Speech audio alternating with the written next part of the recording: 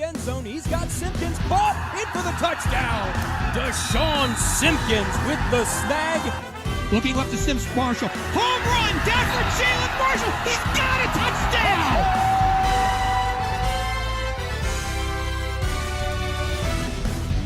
Good evening from Firebirds Stadium in Westchester Township. I'm Geoff Kim. Kyle Decker to join me in just a moment. Tonight, we anoint the king of Region 4. Tonight, it's top seeded Lakota West. They got here by defeating the 5-seed Coleraine 23-7 last Saturday. The defense was sensational, pitching a second-half shutout, holding the Cardinals to 1 for 10 on third down. Meanwhile, the 3-seed St. X doubled up on the 7-seed Elder 56-28. Charles Kellum had not one, not two, not three, but 4 touchdowns to lead the Bombers. So as we bring in Kyle, it's the irresistible force versus the unmovable object, and something has to give. Let's start with the Bombers, averaging just over 40 points per game. The explosion starts with their quarterback, Brogan McCaughey.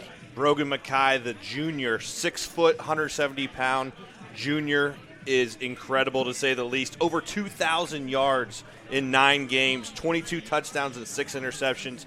The best quarterback in the city, in my opinion, and we're going to see him tested with a stout Lakota West defense tonight. And we'll be talking about him and his teammates as we progress on through. Meanwhile, the Firebirds defense continues to sparkle on all 3 levels. Tonight, it'll be the corners that'll be in the spotlight as they take on the duo of Clifford and Patterson, who have combined for 108 receptions, 1,639 yards, and 15 touchdowns.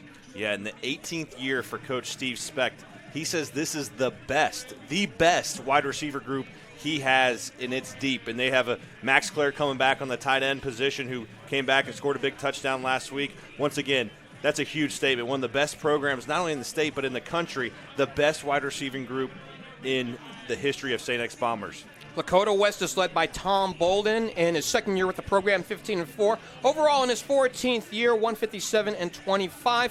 On the other side for St. Xavier at 7-2, Steve Specht's in his 18th year. He has not one, not two, but 3 state championships. They come in 2005, 2007, and 2016. While we have some time here, let's give you the starting lineups for each side, and we'll interlude here with some notes of our own here. Let's start with the Lakota West offense. Mitch Bolden will be the quarterback at 6'2", 180 pounds, a sophomore, 58 for 113. On the year, that's 51.3%, 745 yards, 12 touchdowns, 3 interceptions, and a rating of 136.4. But, partner, he also does it with his legs. Yeah, 94 attempts for 407 yards and 4 TDs. Dual-threat quarterback, the young sophomore, has really progressed throughout the year, and he's going to have to, as we talk week to week, he's going to have a big game tonight. We're not sure who we'll see at running back to open the game. Last week was Brian White, though Joshua Brogdon really set the tone, especially down the stretch in the Coleraine game. Joshua's 5'10", 215 pounds, a senior. Couple wideouts, Caleb Rao and Adrian Davis. The H-back is Champ Gillespie. Eric Cifuentes is the tight end. The offensive line features Tegra Shabola at left tackle, Ed Bolden the left guard, Connor Hudson the center, Cole Barella the right guard, and Lahan McCormick. And partner, they've done a lot of their damage, especially a week ago, on that right side of the line. Yeah, they're strong across the board. That left side as well, Tegra Shabola, the commit to Ohio State, and Ed Bolden, really strong. But Lahan McCormick, to your point, is equally as strong. And really that offensive line is going to have to move that front 7, which is very formidable for St. X. And you hear the din of the crowd increase here because they're awaiting the Firebirds to come out on the field. On defense for St. X, it's a 3-man front. Michael Whitehouse, Gio Albanese, Sam Berkeley, the right end. 3 linebackers, Grant Lyons, Matthew Devine, and Sean Riley. A 5-man defensive backfield, Ryan Nolan, Gabriel DeBose, Eli Kirk, Drew Britt, and Alice Kemper. I know that you got a chance to talk to Steve Specht prior to this ballgame, partner, and a lot of good things to say about that defense as they've improved out the season. Yeah, the number 9, Matthew Devine, middle linebacker, 6'1", 220-pound senior, has 81 tackles.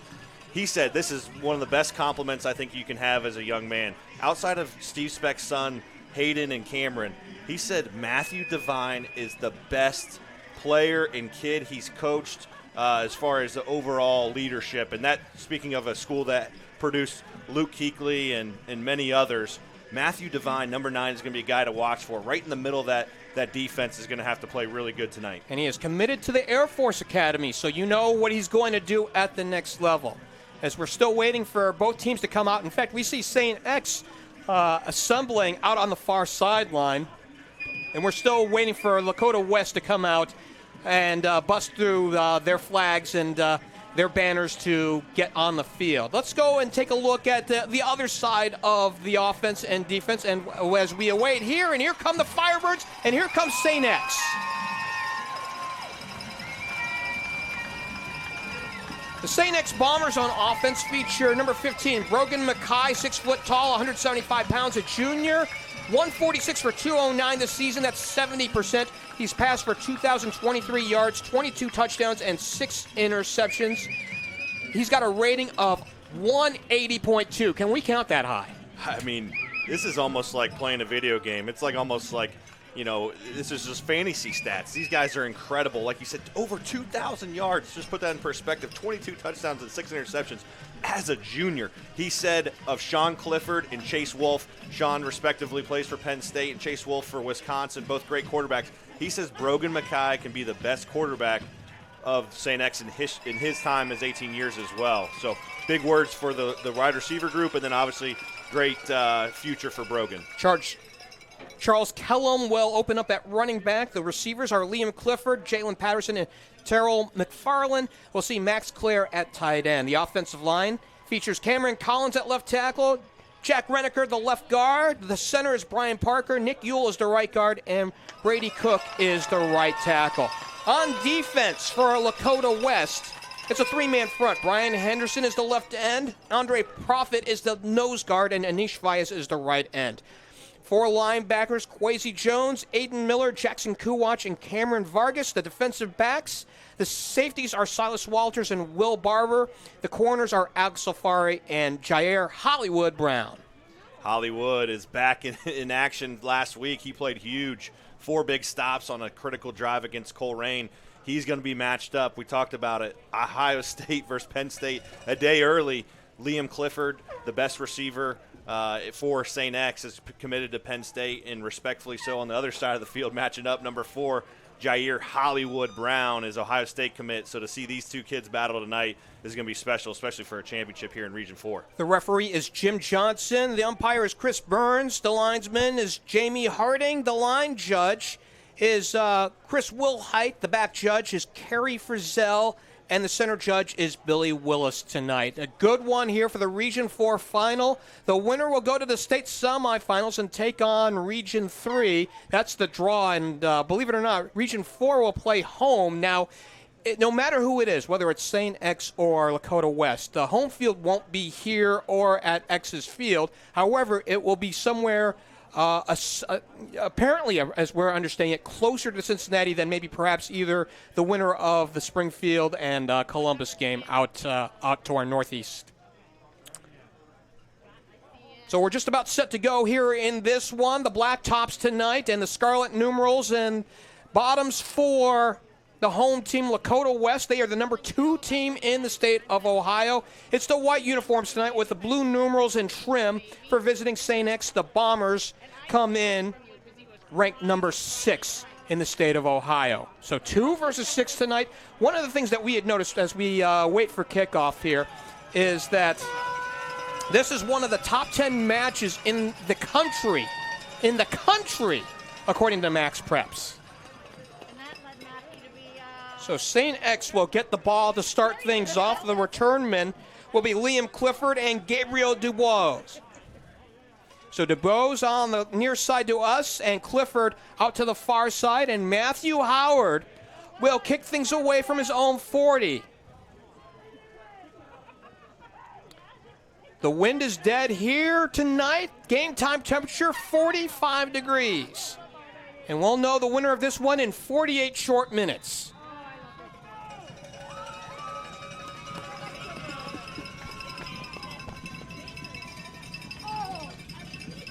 Howard makes the approach, and away we go here in Westchester Township and over and into the end zone, touchback. Matthew Howard at it again.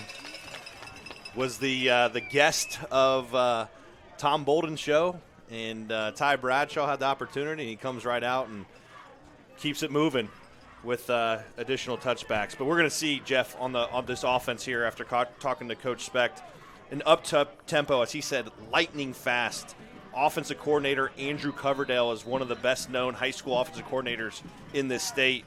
As you're going to see a lot of different motions and different movement pre-snap here for the Bombers. They go 3 wide on the short side, and Clifford out to the far side. Shotgun look for the quarterback, McCaughey. They motion Kellum back into the line. Long count, and now they motion another man back. And it's an end around, a little fly sweep to the far side. And very little on the game there. Number 8, Terrell McFarland, 6 foot tall, 177 pounds, a junior. And again, it'll bring up second down. And they're quickly to the line. They go trips out to the near side. Quick drop, and it's incomplete. Looking for McFarland on the near side. And defended well by Alex Safari. Beg your pardon, Jair Brown on that side. They weren't kidding about lightning fast, huh? They're already up here for third down and moving. 3rd and 8, just that fast. McFarland is in a slot to the right. Looking right now, looking left. It's a screen to the left, and breaking away is Clifford. Broke a tackle, and he will not pick up the first down. A pickup of 3 on the play to bring up 4th down. A smoke screen right there out to Clifford. Great play by Jair Brown and company to stop him. That was about the fastest 3 plays I've seen in high school football. No kidding. So here's Brown and Davis waiting at their own 37-yard line.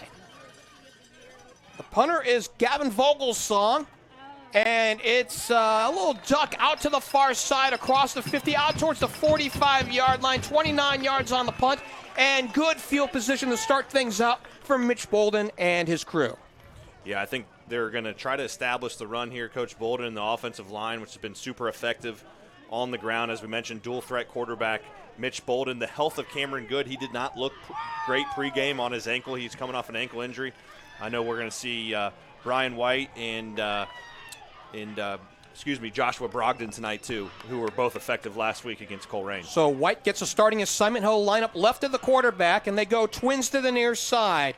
Bolden calls for the ball, and it's a give out to White as he's strung out to the far side. I don't know if he got back to the line of scrimmage. Out to the 45-yard line. It looks like he lost a yard on the play as he got strung out there on that far right.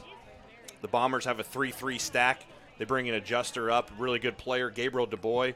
The defensive line is really solid, anchored by Gio up front. Albanese is a great nose tackle, senior, who's really disruptive. So big matchup for the centers, and Ed Bolden at left guard to really manage Gio up front.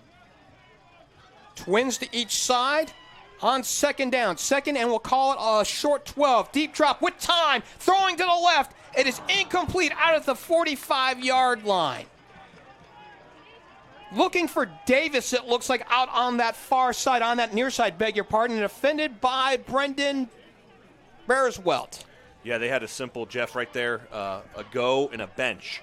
And it was man-to-man coverage, wide open. Mitch just couldn't connect. That's something he's going to have to do. Adrian Davis was open on about a 10-yard bench, threw it behind him, and it fell incomplete, creating a 3rd and long here. 10-17 left to play here in this opening quarter. Just getting underway, no score. 3rd and 12 from the 45-yard line. Bolden on a long count. Now he motions his running back to the left. And now it's a home run to the left. And it's incomplete, intended for Davis. He was defended well by Clifford out there, and it's 3 and out.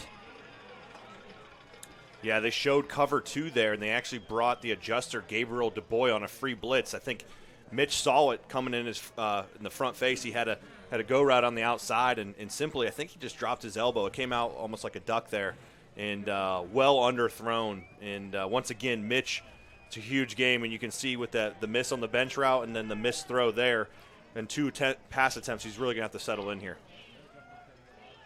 Looks like it's DuBois to return from his own 20. He calls for the fair catch out at the 26-yard line. 29 yards on the punt, nothing on the return. Cold conditions here, by the way. Here, and we know that game time temperature is right around 45 degrees. However, you and I were outside prior to the game tonight, and it's a chill. It's a damp chill that's out there, and it makes for really hard attempts here on kicks and on passes. Definitely. It's definitely a cold football night here in Southwest Ohio, but the pads are cracking, that's for sure. 10:06 left to go here in this first, and we've seen an exchange twice already. And the quarterback looking to throw, rolls to the right, throws to the right, complete to the right, out of the 30 to the 35. His receiver cutting it inside towards the seam, out to the 38-yard line. That's Max Clare, the tight end, for his first catch of the night. And they're quickly back to the line. The give to the running back, up the middle, Vransky, out to the 45-yard line. How about that? They go from gun, and most of the looks, and he was under center and just off left tackle there. So boot out the previous play, then off left tackle, zone run the next play, and they're already up here going again for second and medium. So Verzansky gets the fake, and now the deep drop for the quarterback, flush from the pocket, rolls to the right, on the move, out to the 50 and out of bounds just across midfield, out to the 47-yard line, escorted out there by Cam Vargas. The second time in a row he's broken contained. They're going to have to keep McCaughey in the pocket. That is, he does, even though he doesn't have a ton of rush yards, he is dangerous still with his feet. So first sustained drive here. Here's the pitch out to the near side to Verzansky, and it's incomplete. Dropped out on the sideline, and in coverage was Jackson Kuwatch. Yeah, the previous play, Max Clare, tight end, he's back from a broken collarbone. Big player who's back at tight end there, the 6'2", 210 junior, missed all season until last week. And that's a big addition, Coach Speck said, and you can see him making an impact already. 2nd and 7 in Lakota West territory with 9:18 to go here in this first. Deep drop, and now Verzansky on the give, and knocked down. Aiden Miller on the near side for the stop. Yeah, the 3-4, they come up, they bring Quasi Jones and Jackson Kuwatch on the end. They run it to the short side of the field. Great flow by Aiden Miller for a big tackle, setting up a 3rd and long here. And a big 3rd and 9 here from the 46 with 8:52 to go. Alone in the backfield, and now the quarterback flushed out of the pocket, eludes a man, and now rolls to the left, wants to chuck it down the field, and it is nearly picked off out at the 20-yard line. And looked like we had a near collision, but it looked like Silas Walters, who had a beat on it, came over and just dropped it, but it brings up 4th down. Yeah, rush 3 and still got pressure. Great job by the defensive line. Dropped 8 there, and it looks like McCaughey is definitely had some time, but there's 8 guys back in coverage, and it should have been picked off, but two Firebirds, Silas and I believe Will Barber, ran into each other. Here's the punt, end over end, and it's a wounded duck to the near side, inside the 30-yard line, out to about the 28. Well, let's see where they spot it. They spotted officially at the 30. That's a 17-yard punt, nothing on the return, and good field position for a second drive for the Firebirds. Yeah, the punter, number 27, Gavin Vogelsang, the senior, has had 24 punts on the season, but those last 2 haven't been fantastic in a game that looks like could be off of field possession and turnovers and special teams. He's going to have to really start moving the ball a little bit more with his foot. Twins to each side, movement on the line, no flag, and now the give. It comes off the left side to Joshua Brogdon for well, it got faked out on the left side and was the keeper. Yep, Mitch read option, and Mitch pulled it and came upfield. Did have some room to operate there in the 3-3 stack. They run their base defense there. No blitz, no movement, and he was able to have an effective 4-yard play there. 2nd, and we'll call it 6. On the sleight of hand, and now the keep again. It goes to Bolden. He holds on to it for nearly 5 on the play to bring up 3rd and short, and that might be your recipe for success tonight. Allow Bolden to create with the run or the pass. The best Lakota West offense is when Mitch Bolden is using his legs. That does open up the short passing game, and you can see it right there. The same exact read option off the right-hand side, and an effective now it's 3rd and 3, 3rd and 2. Trips to the top side, a pair to the near side, empty backfield for the single wing, the quarterback, and Bolden. He has it. Short drop, he lost the handle. It's loose, and it's picked up out at the 30-yard line. The ball came out as he was trying to make the throw forward. Well, they call it just simply incomplete. So it looked like a literal grease pig out there, and West will hold on to possession, but unfortunately for them, it's a loss on the play, and it's 3 and out. Yeah, to tell the listeners, he frankly just ball slipped out of his hand. No running backs in the backfield, 3 to the far side and 2 on the short side here, and simply it looked like hitch routes on the trip side, and went to go throw the ball, and it just slipped out of his hand, and they're fortunate to get that ball back. And it is a fumble recovery and not the incomplete pass. And here's the punt, and it takes a Lakota West bounce, and it's significant. Out past the 30 to the 25, down to the 23, to the 20, nearly 20-yard line. A boomer there. 51 yards, nothing on the return, and technically you can call that inside the 20 with 6:35 to go here in this first. Yeah, the game is moving fast. I think both teams need to take a deep breath, and Mitch really needs to settle in. 2 missed throws and then the mishandle there, but we've seen it before. He's come out maybe a slow once or twice, but he once he settles in, I think they need to keep using his legs. Coach Bolden looks like he's addressing the offense right now. 6:35 to go. Both teams have had 2 drives here in this one with no success. And the delay give to the running back up the middle for 4 yards. And it looks like it's to Charles Kellum, 6 foot tall, 185 pounds, a junior, and they go back quickly to the line. Yeah, he averages 5.5 yards a carry for 668 on 119 attempts and 10 touchdowns. Very effective. Second, and we'll call it a short 7. Deep drop for the quarterback. With time, he steps out. Now flushed out and dropped. Good watch. Back at the 19-yard line. A loss on the play. Yeah, the 3 down, and they brought Kuwatch off the edge. Looks like Aiden Miller was in on that as well. And as Steve Speck said this week, he said Andrew Coverdale, they talked a lot about the unconventional 3-4 slant complexity of Lakota West defense making effective so far. 5 wide, trips to the near side, twins to the far side. Deep drop for the McCaughey, out on the right, throwing to the right, and it's complete to the right, out past the 30-yard line, and it's a first down. First down to McFarland. A gain of 15 on the play. So just an out route, beg your pardon, go ahead. Yeah, just ran an out route there and dropped it right in. Great ball, right over the Lakota West defender. Open, and McFarland, who's a guy that's been coming into the scene for the Bombers with a great catch on a long play there. Officially a pickup of 14 and move the chains. 1st and 10 at the 31-yard line. Tight formation this time for the Bombers. They motion the running back over to the near side, and they go multiples on the near side. And a deep drop for the quarterback, and before we can have that, we have a stoppage in play.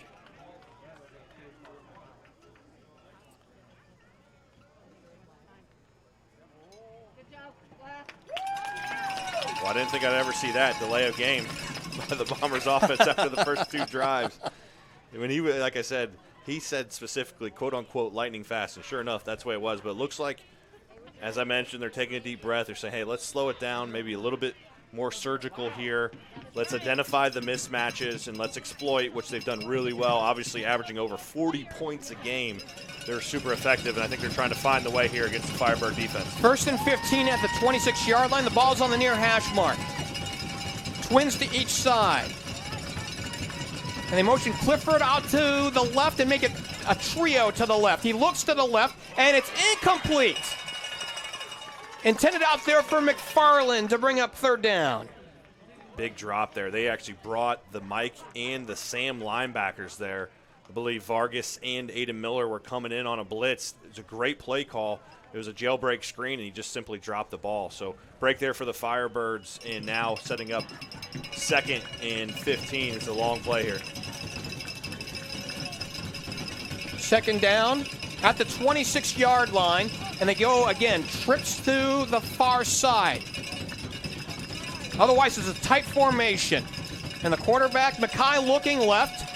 Now it's a little drop-off pass to the middle of the field, and the running back gets away to the 30, out to the 35. He escapes, and a great job by Kellum in space. He should have been dropped for no gain. Instead, he takes it all the way on up as we have a down lineman here for Lakota West. It's 90. It's Andre Profit, the nose guard. Yeah, hopefully the young man's okay. The Akron commit is a force right up front there in the front center for the Firebird defense. But, man, how did Kellum get out of there? He was circled by Firebirds. Defensive line and linebackers flowing. Somehow, some way, he bounced and was able to kick it off to the right-hand side there for a big gain of about 10 yards, setting up a 3rd and 4 here for St. X. Along with Kyle Decker, I'm Geoff Kim. Thanks for joining us here for the Region 4 final here on Chatterbox Live. 5:09 left to go here on this injury timeout. I want to talk about the top 10 in the state while we have a time. Pickerington Central, number 1 in the state, according to the AP poll, the final AP poll, followed by one of the teams we're seeing tonight, Lakota West. Mentors, number 3. Northmont is 4. Springfield is 5. St. X, who we're also seeing tonight, obviously, in this game, is 6. Westerville Central is 7. Dublin Kaufman is 8. Cincinnati Princeton is number 9. And Lakewood St. Edward is number 10. Of course, we're down to essentially the grade 8. And, to see that 2 of the top 3 seeds in this Region 4 tournament here tonight kind of tells you that the coaches who voted on the selection process, right, they got it right. Yeah, and really St. X should have been a 2 seed. I think the box score and Trace Fowler and company mentioned that often, and I would agree. These are the best 2 teams here in the city. Single wide to the near side, trips to the far side. McCaughey motions the tight end to the right. That's Claire. And now they go doubles to the near side. Deep drop with time, looking right, throwing right for Claire. Out at the 40-yard line, and is it incomplete? It is. Quasi Jones with great coverage, man-to-man there. I think they're trying to exploit that with Claire. They think that's a mismatch, but Quasi, great play and man-to-man coverage there to bat it down, and now the Firebird offense is getting another opportunity. And, Jeff, they're going to have to capitalize at some point. The punter is Vogelsong. He kicks it away. It's a knuckler taken at the 30. It's a fair catch by Davis. So 33 yards on the punt, nothing on the return, and here comes Lakota West for their 3rd drive of the night. With 4:57 to go here in this fast-moving first period. No score. And there's no doubt that this Firebird offense rushing attack misses Cameron Good, but Joshua Brogdon and Brian White are great running backs. Great players. They came out on the scene last week, but Cameron Good is a difference maker, and they do miss that, and it looks like he's going to be out tonight. 1st and 10 from the 30. And the give off the left end to the running back across the 30 to the 35 to the 36-yard line. Joshua Brogdon right there, I think, said hello, or is that Cameron Good? I think it's so. Good out there. Good is out there. Looks like the ankle might be getting a little bit better. So the quarterback keeping it, taking it up front, and we got flags coming in at the end of the play. It's on a 3-yard gain as Bolton was dropped by Grant Lyons, but we'll have to sort out the flag here.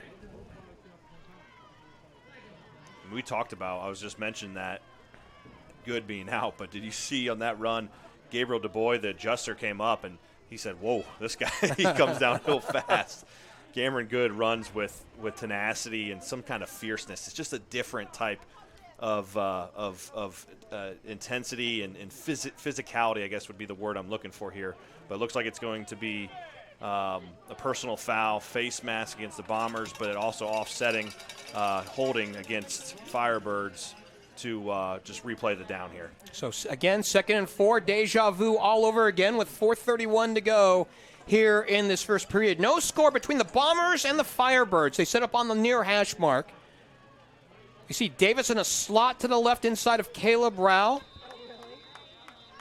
Trent Lloyd's in a slot out there to the far side inside of 18. That's Jordan Jackson. So twins to each side.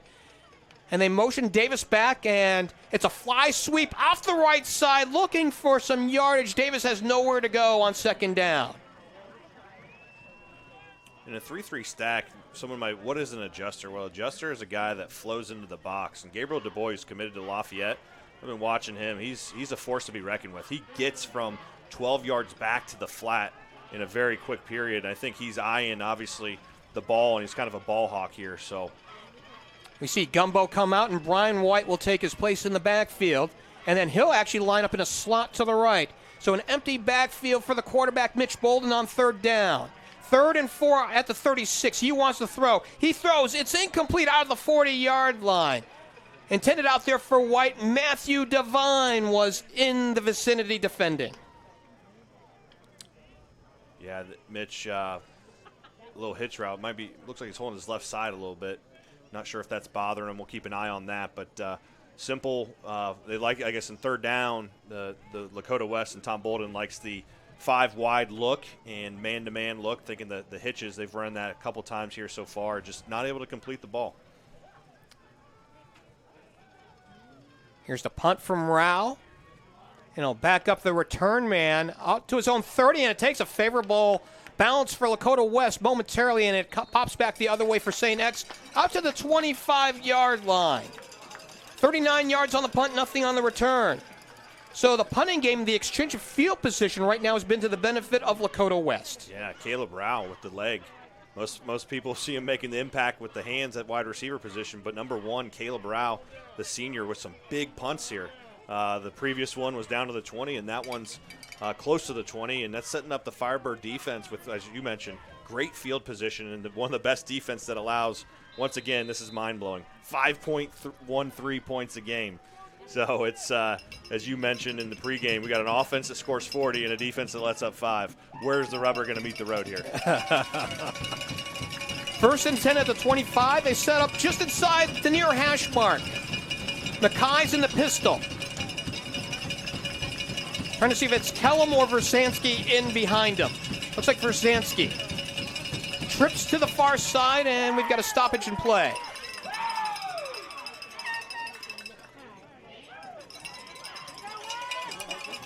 Another delay of game. Yeah, that's not the way you want to start a series. 1st and 15 on a delay of game, just coming out of off the sideline. So again, they go tight formation and trips to the far side. Dummy count, and now he wants to pass. It's incomplete. Guess looking who? in space, I beg your pardon, looking in space for Max Clare. Go ahead. Guess who? Jackson Kuwatch. Love to say that name. He came off the edge and got his big paw up there and batted it down. And they go quickly back to the line. We'll talk a little bit more about Jackson here in a minute. Again, trips to the far side. And the give comes to the near side. Versansky breaks into the secondary. Out past the 25, down close to the 30-yard line. Luke Versansky is 5'8", 160 pounds, a junior, averaging just over 4 yards a carry this year. So this will bring up a critical 3rd and 7 with 3 to play here in this first. Empty backfield for the quarterback, Brogan McCaughey. Trips to the far side, twins to the near side, the short side. He calls for the ball, looks over the middle. With time, he steps up, he throws. It's complete for a first down out to the 40, and his receiver takes it out to the 45-yard line, spins for even more yardage out to the 47. That's a pickup of 19 for Terrell McFarland. 3rd and long, kind of another soft coverage, rush 3, given McCaughey. They're going to find soft spot in that coverage if he has enough time. There was no one. That 3-man rush was not able to get pressure. I think they're going to have to make that adjustment. The defense, Carlton Gray, defensive coordinator, is going to have to get some pressure on McCaughey. Again, they go back to the pistol. McCaughey calls for the ball. And now it's a play action. He rolls back to the right side, looking for the drop-off for Zansky. Oh, and boy, I tell you what, Jackson Vargas had him for lunch and dinner out there, incomplete. Yeah, I think 31 for the Bombers. He would said, I see Kuwatch coming, so he alligator armed that one. But if Jackson Kuwatch was coming my way, I might do the same thing. We got a chance to talk with Jackson's dad, Kurt, prior to the ball game. He was a joy to chat with here this evening. Yeah, fantastic. Firebird family is fantastic people we've got to know over the last couple of weeks, that's for sure. 2nd down and 10 from the 47. The deep give, and Versansky rolling to the left, looking for the corner, out to the 50-yard line. So minimal yardage here on 2nd down, a gain of 3 as he was pushed out to the sideline there by Lakota West. Anish Vyas out there in coverage. A lot different than I thought offensive coordinator Andrew Coverdale for St. X. He's doing a lot more runs, a lot more under center than I had imagined coming into the game. And interesting look here with the stack and a quick snap here, it looks like. Quickly out of the huddle, deep drop for the quarterback, throwing to the right, complete to the right, out to Clifford, to the 40, out to the 35. He's got a first down, a pickup of 15. Knocked out there by Jair Brown, but not before they move the chains. 1st and 10 for St. X. And they're quickly back at the line. Trips to the near side on a stack. He looks right now, throws over the middle. It's incomplete, and there's a flag on the play. Intended there for 7, and that's Jalen Patterson. Aiden Miller was out there in coverage. I've seen offenses at the college level, such as Chip Kelly, previously at Oregon or UCLA, some up-tempo offense. This is about as fast from that conversion on 3rd down to that snap on the next play. It's about as quick as you can get. So whatever the foul was, it's against Lakota West, and you're calling for a face mask. Yeah, I think up front might have been Profit or Vyas, defensive lineman, got hands to the face, some sort of face mask there. 15-yard penalty, which is going to hurt, puts him at the 20 going in. St. X is in the red zone, 1st and 10, officially at the 19, just inside the 20-yard line. McCaughey, deep drop with time, throws to the right, it's complete, out to the right, out to the 15-yard line. In traffic there, Miller had coverage on there on number 8, and that's McFarland once again. He's been awfully busy here in this first quarter. Yeah, and they go quickly back to the line here on 2nd down. 2nd and 6. They motion McFarland, play action. Rolling to the right is McCaughey, looking deep middle, throwing out to the sideline. He is decked while he throws. Wow. So he threw out of bounds. Looked like Quasi Jones had a beat on him and knocked him for a near loss. And will they call intentional grounding on that? Yeah, no one in the vicinity or didn't get past the line of scrimmage where the start of the play was. Could have been both there, but Quasi Jones really got a big hit on McCaughey there, and St. X was calling for a penalty on maybe a late hit quarter there, and then Tom Bolden, vice versa, is yelling for intentional grounding, and it looks like Tom Bolden's going to get the flag on his end here. It's going to push the Bombers back on a big, big penalty here. As you can hear from the crowd's reaction, Jim Johnson, the referee, saying intentional grounding. So let's see here if Carlton Gray, the defensive coordinator, makes adjustments. 3rd and long again. I truly believe they have to get pressure on the quarterback, and not just with their front 3. I think they're going to have to bring Kuwatch, Aiden Miller, one of the linebackers, Quasi Jones, at least 4, if not bring a 5th here, and put some pressure. Make them throw it quick. You got great cornerbacks. 3rd and 22 from the 31. They need to get inside the 10-yard line for the line to gain. With 1 minute to play here in this first. Twins to the near side, trips to the far side. McCaughey's in the shotgun all by himself. He surveys the offense, the defense of Lakota West. Big 3rd down here in this ball game. Dummy count for 1, and now he gets the ball. Deep drop with time. He sets up. He looks to throw, and he's harassed. He's still on his feet. Back to the 40 and drop for sack for a loss. Back to the 42-yard line. Cam Vargas. 44 with the flex. Cam Vargas shielding off his guy. They still brought 3, but they got pressure that time. Huge sack for the Firebirds. Incredible play by the defense of the Firebirds. And you can just feel, Jeff, you can feel the emotion. You can feel it's just a different vibe, obviously, here in this Region 4 final. Here's the punt. by Vogelsong. It's a fair catch called for at the 13-yard line, so it's a 27-yard punt. Nothing on the return. The fair catch by Davis with 23 seconds left to go, and we'll see if West can get something going here late in this first. Be interesting to see if Good will be back on this series coming out. And it looks like he is going to start the series. I see 25 and the red and black running out there. It's a good sign for the Firebird offense.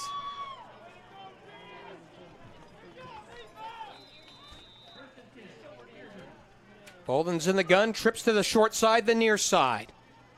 He looks left, he gets the ball and gives to the running back off the left side, into the secondary, 20, 30, 40, out to midfield, across midfield to the 45-yard line. A big chunk play and the first big play of the night for the home team, Lakota West. A pickup of 40. You think that's a good idea? I think so. Cameron Good with the big run. The ankle looks good for 2-5 there. We call him good to great, and man, when he is running the ball, he can be great. That's for sure. And that is the final play of this first quarter. We are scoreless here at Lakota West. This is the Region 4 final here on Chatterbox Live.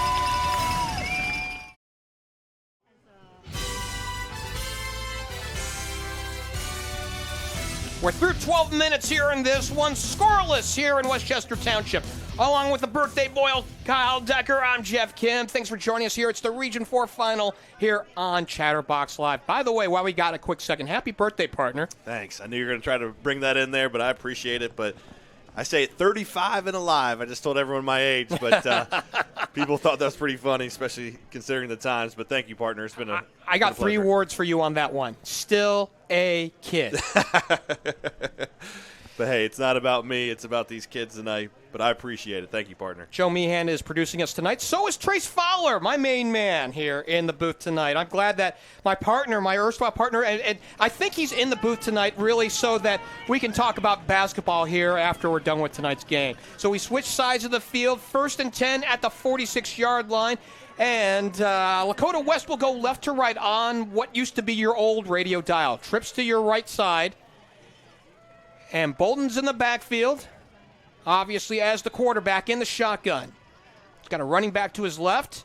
He gets the ball. He gives it to the running back. It's Brogdon off the right side for a gain of 1. And, boy, he is lifted up. Devine pushed him back. He was amongst the crowd there, and 89 there as well, Michael Whitehouse. Yeah, in the first half, you see Brogdon there and Cameron Good coming back in. Cameron Good, those 2 rushes, had 47 yards, that 41-yarder, most of the offense there of the 46 total yards in the first half. So, obviously, the offense has to get going here. Trips to the far side. Bolden gets. He'll throw the home run down the left side for Davis. Incomplete out at the 5-yard line. Defended out there by Eli Kirk. Yeah, just a simple – looks like they had a couple go routes, a couple verticals. That one was down the seam to AD. AD had some separation, close throw, actually put it in a decent spot, just not the exact spot that really needed to make that. That was a long throw there, and Mitch stepped into it, just wasn't able to complete it. 3rd and a big 9 coming on up as we get started here in this second period. No score between the 1 and the 3 seeds here in this Region 4 tournament, Lakota West and St. X. They go trips to the far side and a single to the near side. And we've got a stoppage here. Timeout charge to Lakota West with 11:23 left to play here in this first half. So how good is Coach Steve Specht? I mean, so we know that he's got not 1, not 2, but 3 state champions. But here's another thing. This is a man that's won the Don Shula Award for National High School Coach of the Year. He's also coached Team USA. So, this is a man who knows football in and out. And, and one of the things that you and I really gotten a chance to know with these 2 coaches is that he and Tom Bolden are great friends. And Specht has had Bolden on staff for Team USA. Yeah, down in Austin, Texas back in 2012.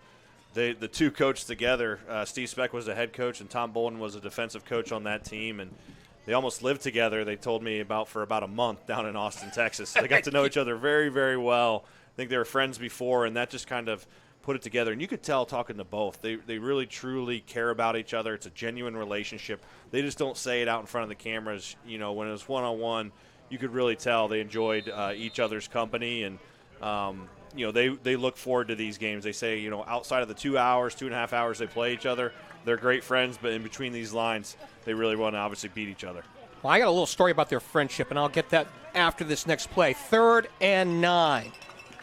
They go trips out to the far side and a single to the near side. Bolton calls for it. Now he'll run. He'll pitch to the near side, and the running back taking it across the 40, inside the 40.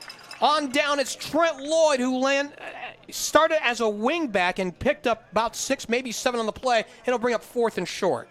Yeah, it looks like both teams are throwing out some nuances here, and it looks like Firebirds are going to go for it for 4th and about 3 or 4. But see Trent Lloyd in the backfield. We haven't seen that all year, but they ran an option with Trent Lloyd to the right-hand side. But the Firebirds are going to go on a crucial 4th and 4 here. We'll see if this is the freeze play on 4th and 4. St. X showing blitz, a little dummy call here to get them moving forward. 10 on the play clock. And now Bolton will reset. He surveys the defense. They come again, and now, again, the give. This time it goes to Cam Good. Nowhere to go, and St. X is held. Guess who? Matthew Devine, that leader right there, number 9 at the bottom of the pile. They try to run it right up the middle. Cameron Good right up the middle, and wasn't much there. Turnover on downs for the Firebirds, bringing back the defense. And eventually, I think, with the potent offense here, this defense is going to have to continue to play, but the offense, once again, is going to have to come through here eventually. Single wideouts to each side. We go with an extra tight end and a deep back, and the quarterback, McCaughey, is under center for the first time tonight. And he'll give on the delay to the running back into the secondary, across the 45, down to the 48-yard line. A big head of steam there for Charles Kellum. A pickup of 8. And they go quickly back to the line on 2nd down. 2nd, and we'll call it a long 2. And now McCaughey back in the shotgun. The give again, it goes to Kellum. He has the first down right up the gut. You know, so I think that long run actually softened them up on 2nd down, and they moved the chains. Yeah, 2 effective run plays to start off the drive, and they're under center again here, and it looks like they might have to be setting up for another run play. Kellum needed a long 2. He got 3 officially. And here's the run play to Kellum off left tackle. Off left tackle down to the 46-yard line where Kuwatch wrapped him up and dropped him after a gain of 3. And what Coverdale and Coach Speck said, and you can see they're going up. Again, they want to wear these guys out.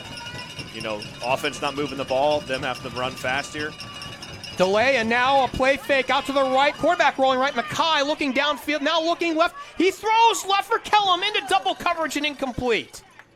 They looked for Kellum out on the wheel route, and Quasi Jones, as well as Alex Afari, was out there in double coverage. Yeah. Brogan better not make that mistake. We've seen that before, throwing across the body, back the field to Alex Afari in range. That is something you want to avoid. Number 2 for the Firebird defense, Alex Afari, a 4-star. Almost could have got that and taken 6 the other way. Bombers bring in Lucas Cates as an extra receiver, twins to each side. They motion Clifford out to the far side, and they go trips right. Deep drop with time. McCaughey looking downfield, throws deep middle, incomplete.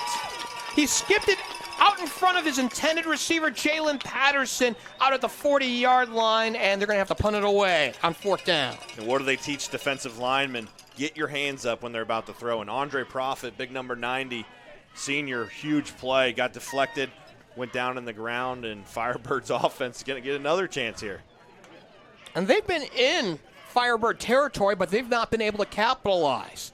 So this one at the 46-yard line, the punter is back inside his own 40, and he boots it away. A little stronger on the kick, and it's dropped, and it's picked up by the return man Lloyd out at the 14-yard line. So nearly had disaster there on the punt play. And it's 41 yards on the punt, nothing on the return, and it'll be West to start 1st and 10 at their own 13 with 9:53 to go. There's two things I think the Firebird offense. When you run to the left side behind Shabola and Bolden, and when you throw it short to AD and Trent Lloyd, and sometimes even Rao, that's their best offense. Let's see if they make that adjustment here in the second quarter. Trips to the far side. Bolden fakes the count, now resets, and now gets it. And it'll be the keeper by the quarterback. He gained maybe a yard on that play. Gio Albanese, the nose guard, 6'1", 275-pound senior, in on the stop. Get this, and I told Mr. Kim, my partner here this morning, I saw these guys randomly at a business breakfast. Sure you did. I saw the offensive line and Big Gio, and I was laughing. I said, hey, fuel up tonight because you got some big guys on the Firebird offense coming at you. But they were excited about the challenge. I know left end there, Burkle matched up with Shabola previously in the pregame, or excuse me, in the preseason in the scrimmage. And those two are Burkle will be a D1 player as well. Well, we got a flag against Lakota West. Looks like maybe a legal substitution of some sort. Yes. On the Firebirds, maybe 12 men in there at one point, or a legal substitution, which is going to back them up another 5, which will make it about, 2nd and 14 here. They bring back Jordan Jackson into the lineup, the Firebirds do, and set him as a split end out to the left. 2nd, and we'll call it 14. Money Mitch in the gun. He motions a man out to the left side. He'll keep it off the right end. Tries to get around the corner, out past the 10, and we got a flag at the end of the play. Might be a face mask. So he was out there in the vicinity, and trying to catch up to him was 48, Sean Riley. I think he might have got a little tug of the mask. Yeah, you could see it from up here in the booth. Mitch was coming our way, off right tackle, another read option, and got his hand up. And Coach Speck in that defense, that's when you got a team backed up, you don't want to give them any room, any errors. And the young man was just trying to make a play. Unfortunately, got his hand up in the face mask. It was incidental from what we saw up here. But, the funny thing is, because, you and I are in our advanced age, right? You and I are, I'm occasionally blind as a bat. You maybe not so much, but the fact that we saw it from up here kind of tells you something, and it's a first down, and they'll move the ball up to the 26-yard line. Hey, don't associate me in that level of where you're at, okay? Let's just get that out there. You are the spring chicken here in this booth. 1st and 10 at the 26-yard line. Bolden calls for it. And it goes to Cam Good. Gumbo has a couple of yards on the play off left end, out behind Bolden and Shabola. Yeah, there's a lot, Coach Bolden came from a triple option offense, and he does a lot of schemes there just like that. There are similar blocking schemes to the triple option. Most people will say, oh, he's running the spread, but there is a lot of the run blocking steps and schematics that are in the triple option that you see in this spread.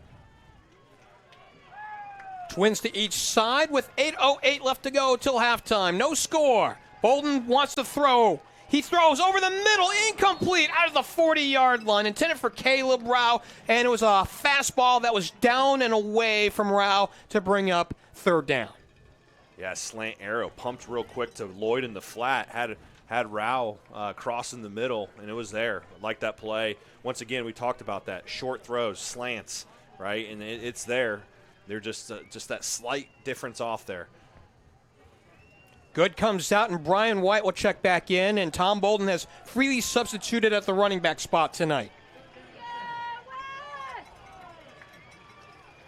Trips to the far side, Twins to the near side, empty backfield for Bolden on 3rd down. He'll throw, he'll look to the right, now he'll throw, he'll pump and go, long and incomplete out of the 40-yard line, intended for White down the near seam.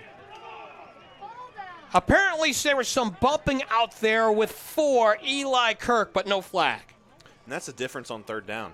St. X is dialing up some pressure. With the 3-3 stack, they brought up a 4th defender on the line, and they brought a linebacker. They brought 5 guys there. That forced Mitch, once again, on 3rd. They wanted to make him make quick throws and errant throws, make him make a mistake. And he had to get the ball out there, and once again, just wasn't able to complete it. DeBose out at his own 40-yard line, waiting to receive the punt.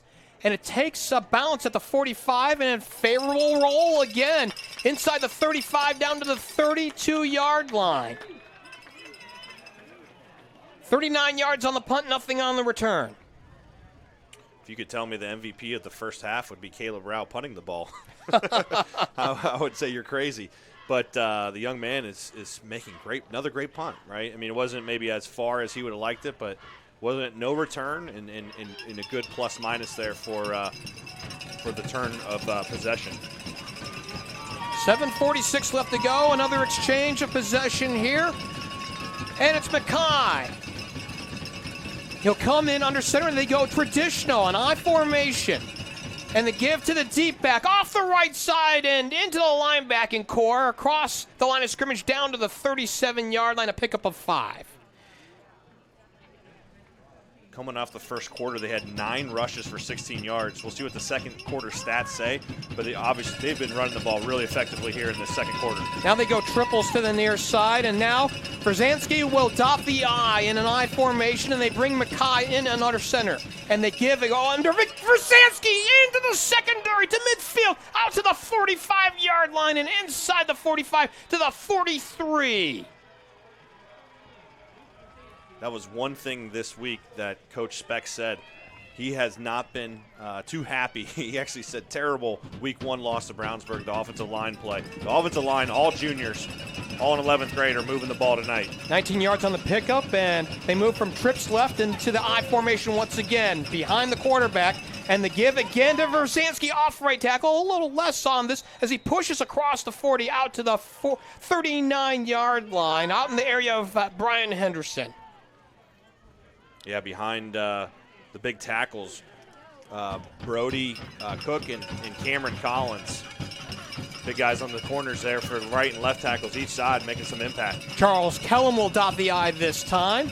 And the give to Kellum up the middle, across the line, down to the 32-yard line where he should have the first down. He does.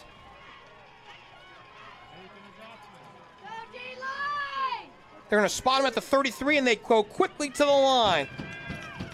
Twins to the near side, Clifford nearest to us. And it's a pistol formation, and it goes to Kellum. He angles left, and he angles back to the right, down the seam inside the 30, out to the 26-yard line. And St. X picking up big yards, consistent yards in the running game. Pickup of 7. Yeah, that was not designated to the right. They actually pulled the right guard and left guard there, and they were able to get it. Give to Kellum off the right side, out towards the sideline, inside the 20-yard line. Should have well enough for the first down.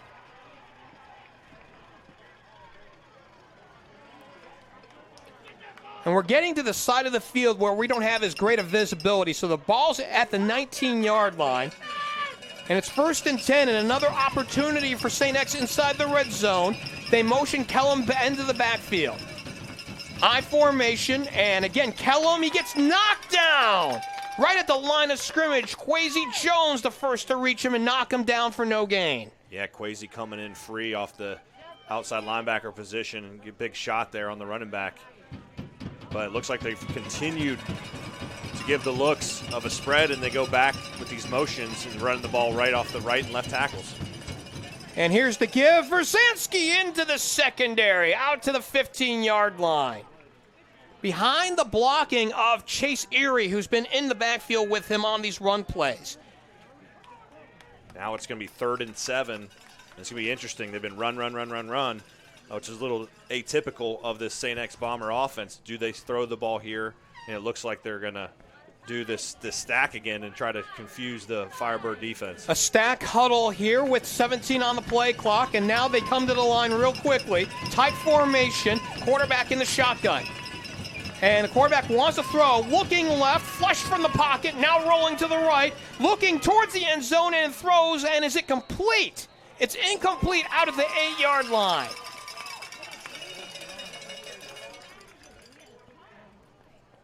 Big play by the Firebird defense to to make them incomplete pass. Quasi Jones peeled off and was able to get some pressure. Great coverage.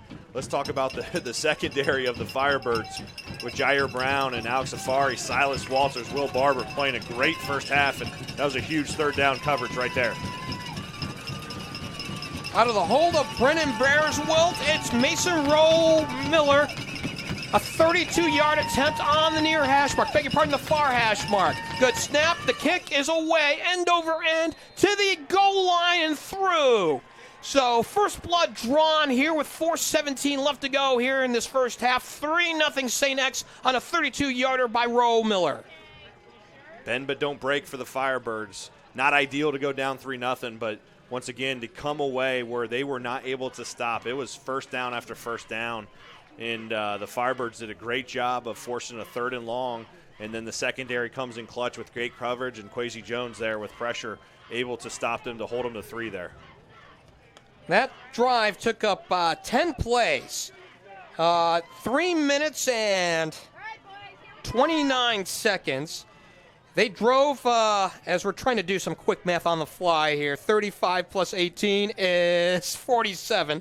Wait a minute, plus 18. 57. I'll help you out. We're 53. 35. We're all right. The most important thing is Roll Miller got the field goal. It's 3-0 with 4:17 to go here in half number 1. You know you're in trouble when you're asking me for math. You are the mathematician. And somehow, some way, that got you stumped.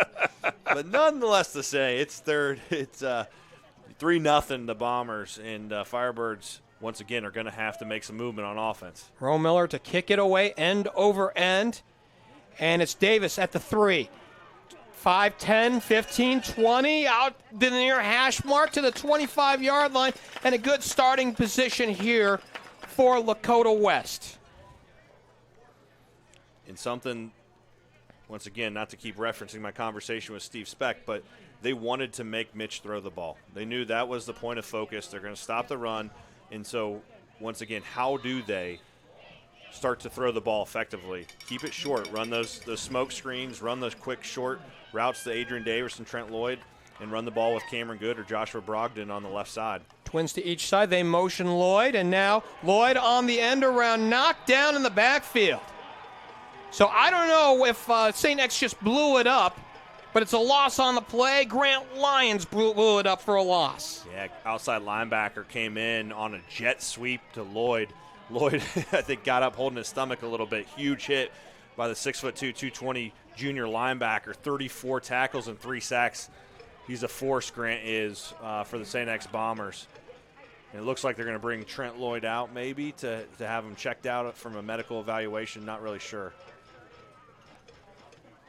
The officials timeout. Trying to sort out, make sure he's okay, which is not a bad thing. I think it's a good move by the officials to make sure the youngster's okay, and he's going to stick in the game. And Firebirds 2nd and long here. 2nd and 13. They place the ball at the 22-yard line on the near side. Deep drop with time. Home run down the far side. Incomplete. Out at the 50-yard line. Davis out there. And the ball was just a little too long on that left side, covered there by Ryan Nolan.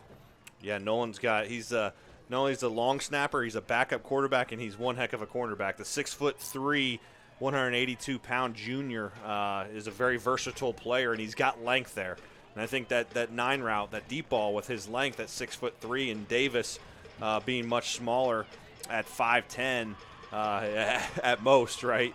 Is something he's going to have to use his speed to separate, and if he doesn't, like he didn't there, it's not a great matchup. Trips to the far side, the pistol look for Bolden. He dummy counts on the first, and now rolls and now pitches out to White on the near sideline. Across the 20, still on his feet across to the 25-yard line, not near enough to where he needed to be for a first down. Yeah, a third and long, another option pitch there, and looks like they were just trying to get some yards and bring out Rao and hope for a big punt here with a little over 3 minutes to go. They're going to have to make some big-time adjustments at halftime for the Firebird offense. They're not moving the ball very effectively. Well, a lot of 3-and-outs as we look at the score sheet, and we'll tell you a little bit about it a little later. Here's Rao. They come after him, and he drills this one out towards the 40-yard line, and a line drive catch out there at the 41 by Gabriel Dubose. So that's a 32-yard punt, nothing on the return. 2:42 left to go here in this first half. A quick-moving first half, to be sure. Along with Kyle Decker, I'm Geoff Kim. Thanks for joining us here on Chatterbox Live, the Region 4 final on our drive to Canton.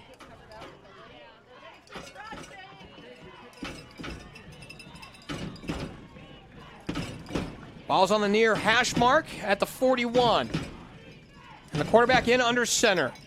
The delay, it comes to the left side, and he is stacked up. Kelm is pushed backward from the line of scrimmage, no gain. Will Barber. And that was, and Anish Vyas was there as well. Yeah.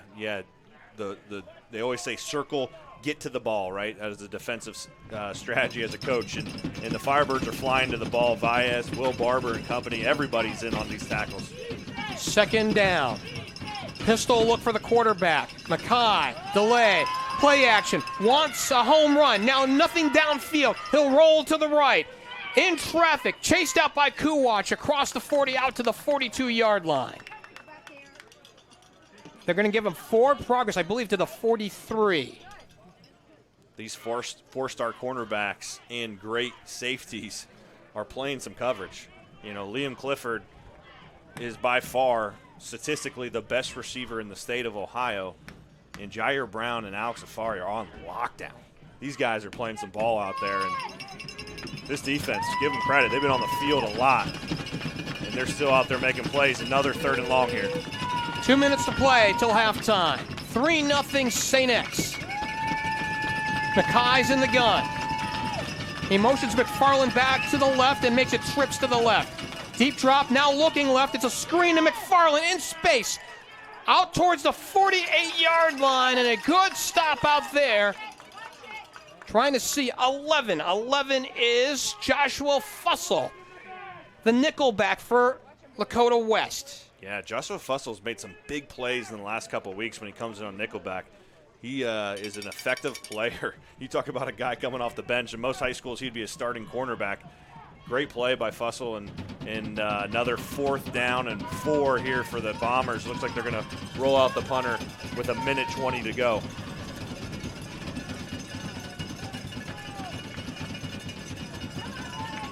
Seen a lot of that. Right now, if Lakota West is going to get something going, it's going to be on special teams tonight. We got a timeout. Timeout charged to Steve Speck first, St. X. And we've seen this, something to note here. Alex Afari comes off the edge every week. In 1 week, a couple weeks ago, I think it was West Claremont, he got his hand on a ball, but he comes in hard. That's something to take note of. If you're St. X, you might want to slide some protection, but that could be one of those plays we talk about on special teams. Alex Afari comes in on a punt. Kuwatch coming up the middle. Something of that sort is going to have to spark, a special teams play, or Adrian Davis with a big punt return or kick return. Something's needed to spark this Firebird. And it looks like Jair Brown is actually going to go out for this one. Vogelsong coming into this ball game, averaging 33 yards a punt. He's back at his own 33. The ball's at the 48-yard line. Jair Brown at the 20. 1:09 to play here in this first half.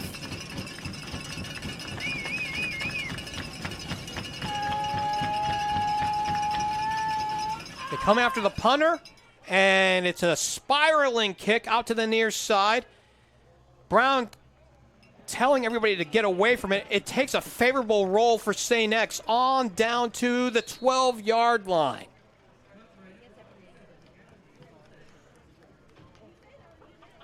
$40 yards on the punt, nothing on the return. And we'll see what West does with 54 seconds left to go till halftime. I saw Gio Albanese, because these kids can't touch the ball. The nose tackle who plays baseball, he just threw the ball 50 yards across the field, the nose tackle. Because the refs aren't allowed to touch the ball. It was St. X, punt. Gio Albanese with a 50-yard throw. Incredible athlete. Bolden. And he'll keep off right tackle. Momentarily had space up to the 15-yard line as he broke away from a man and rolled behind his the right side of the line behind Lahan McCormick for a couple. Yeah, Matthew Devine once again on the tackle, and he's been racking them up this first half. And they hurry it up with 32 seconds left to go. Rouse a single wide receiver to our near side. Taking their time on 2nd and 7. I don't want to say this is the freeze play at this point. There's nothing to freeze. But it's 2nd and 7, and you're rolling a lot of time off the clock. And the give goes to Brogan off the left side, looking for the corner, and nowhere to go, maybe a yard. He really just got back to the line of scrimmage, and that's it. That is the end of one half of football here in Westchester Township, and a good old-fashioned good one to be sure. 3-0. Can you believe it? We've seen two offenses here with really not getting anything around it. It's a Mason Roll Miller field goal that has accounted for all the scoring here. We're due for a timeout. This is our drive to Canton here on Chatterbox Live.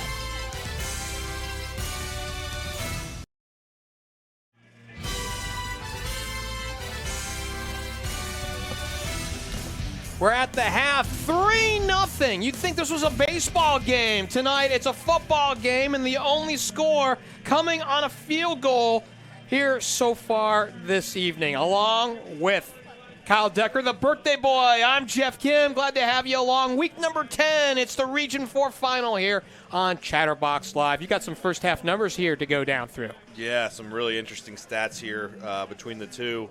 Not surprising, St. X dominated on offense, 170 total yards on 41 plays. Vice versa, West, 24 plays for 64 yards. Passing through the air, Mitch was 0 for 7 for 0 yards. And Brogan, who, as we said, was close to 70%, 69.9. As a matter of fact, going into this game was 8 of 19 for only 84 yards. And for him, that's not great. But St. X had 10 first downs, West had 2. 3-0, obviously. Penalties pretty close, 6 for 29 for St. X, 5 for 37. And really, the time possession was pretty close. Cameron Good, 4 for 49, and Vernesky, 51 yards, and Kellum's 36. But let's give some defensive guys a quick shout-out, Jeff. Aiden Miller, 10 tackles total and 1 sack in the first half. Will Barber, 6 tackles. Silas Walters, 5, and Jackson Kuwach, 4. And Matthew Devine leading the way, as we said, number 9 early and often. That leader, that Mike linebacker with 8 tackles. Grant Lyons with 6, and Sam Burkle with 2. So a lot of the big-time players making some big-time plays on defense. Let's give the secondary of, obviously we just mentioned Barber and Walters coming downhill making tackles, but Afari and Brown playing great coverage. No, they certainly are. So we're just mere moments away from this one. I think they're going to put a little extra time on the clock as both teams just arrived back on the field. We know Tom Bolden to be an affable guy, right? But I had to imagine being down 3-0, that he was awfully proud of his defense for playing so well in the first half. But I would have liked to have been a fly on the wall to see if he was peeling paint on the offense. Yeah, knowing that Tom Bolden, right, calls the plays on offense, where Carlton Craig calls them on defense. Tom has been spending a lot of time on offense tonight. And some of the things we saw from an evaluation perspective, right, they really want to stop the run first. They brought their secondary up. They were playing 3 to 5 yards off, really playing man-to-man, and said, hey, and we're going to try to make Mitch and Rao and Trent Lloyd, these guys go deep on us. And that hasn't been an effective play for Lakota West. So St. X has played. The players have played a great job. Their defensive game plan has worked. Vice versa, that Lakota West defense has been tremendous. Bend but don't break, only allowing that field goal. I want to tell you about this, about the series between Bolden and Speck. This is the 20th meeting between the two coaches. This series goes back to 2007. Bolden leads the series 10-9. This is the 10th meeting in the postseason between the two. Speck leads the playoff series 5-4.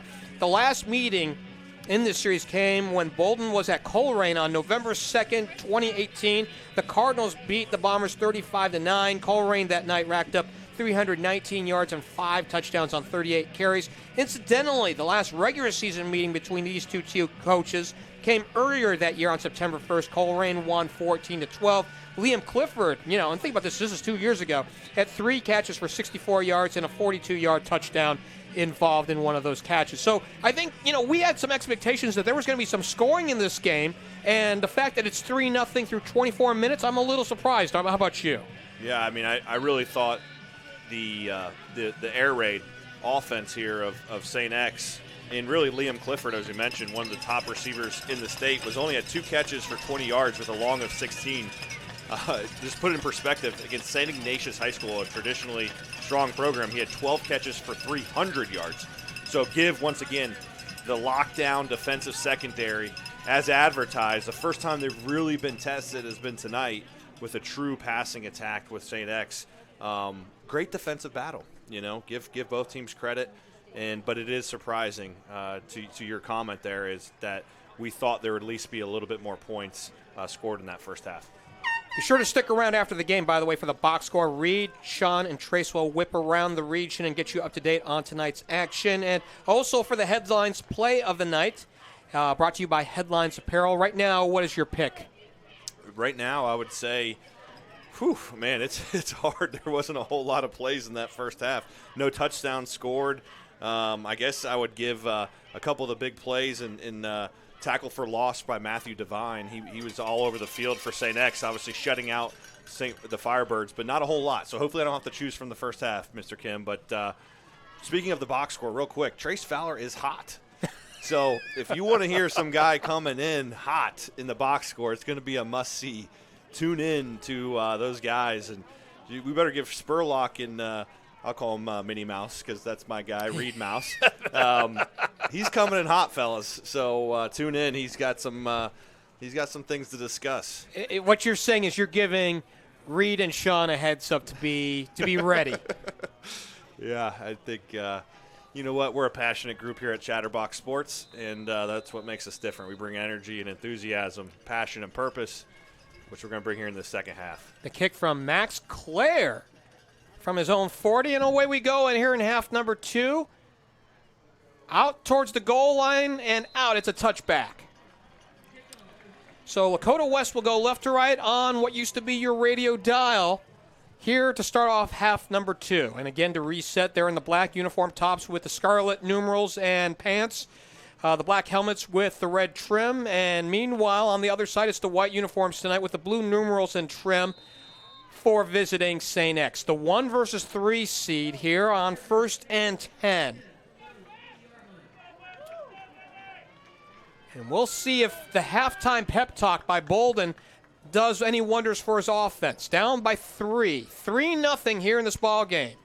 As we get started here in the second half, the give. Cam good off the left side into the secondary. Close to a first down, a pickup of 10.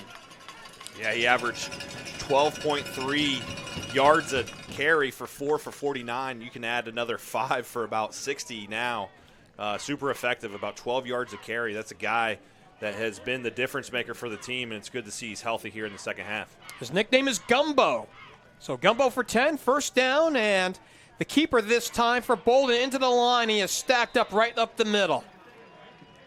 Speaking of Gumbo, have you had Gumbo? When's the last time you had Gumbo? It has been a while. How about you?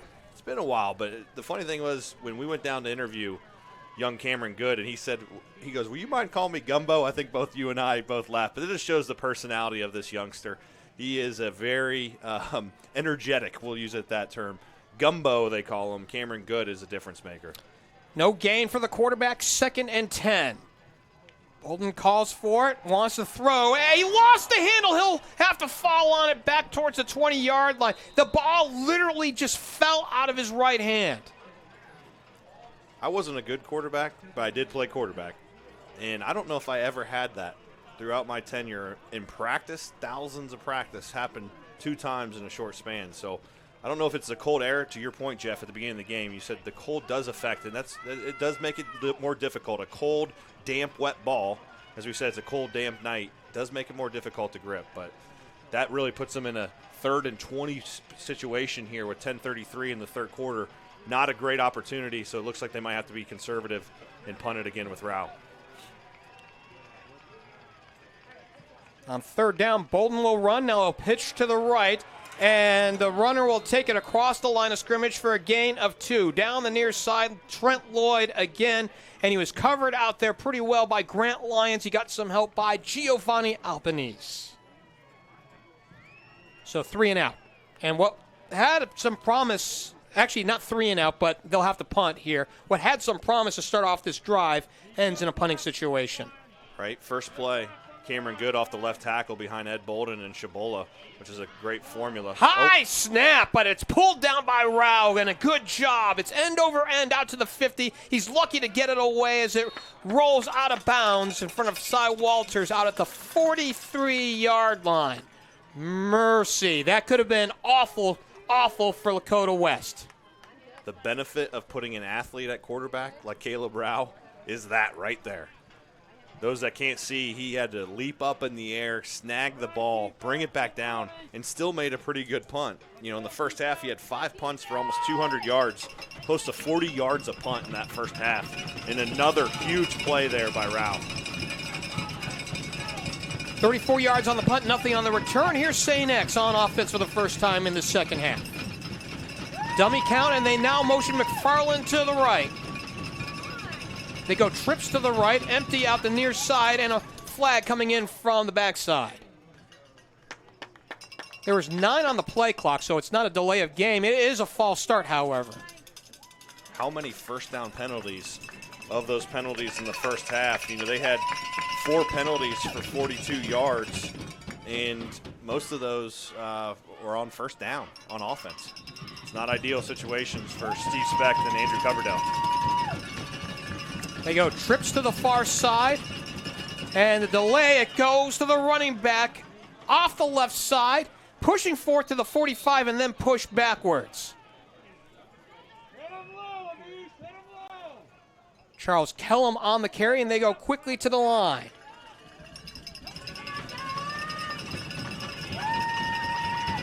Quarterback under center. And Kellum, the deep back, he'll get it on the delay. Off right tackle, and he's submarined by Kwesi Jones after a pickup of 3. Yeah, Kwesi, and then Silas Walters, man, he is fantastic in run support. As mentioned, you know, he had 5 tackles in that first half, and he came along with Kwesi there and sets up another 3rd and medium, 3rd and long here for the St. X Bombers. Big third down here in this ball game. 3rd and 5 from the 48. Tight formation. And the quarterback will operate out of the gun. Deep drop with time. Looking left. Looking long. Over the middle. Now rolling to the right. Throwing deep middle. And it is incomplete. The ball came out of the 40-yard line. Intended there for McFarland. He had a bead on it and simply dropped it as he went to his knees. Yeah, and Hollywood and company, once again, they call him 2 Reasons, I believe, for Alex Safari. In Hollywood, they all got these nicknames, Barber and Walters. Man, these guys are special. It's fun to watch them every Friday night. Here's the punt. And it's fielded out there by Lloyd, coming near side to the 30, cuts back with some yardage, and there might have been a face mask, and there was at the very end of the play as he was taken out of bounds by a number of them. Ryan Nolan, we saw his number. I don't know if he'll be the one who's guilty on the infraction. But a pickup of 15 on the return. That's what Lloyd gives you, right? We talked to Tom, and he said that he's a guy that can cut at full speed, which is a difference maker. And you could see there, he was able to pull that stiff arm. He uses his body so effectively. He can transfer his weight and move laterally and vertically as good as any kid we've seen this year, in my opinion. And right there, he stayed in bounds enough to draw that face mask and keep it in play with that fight and relentless effort.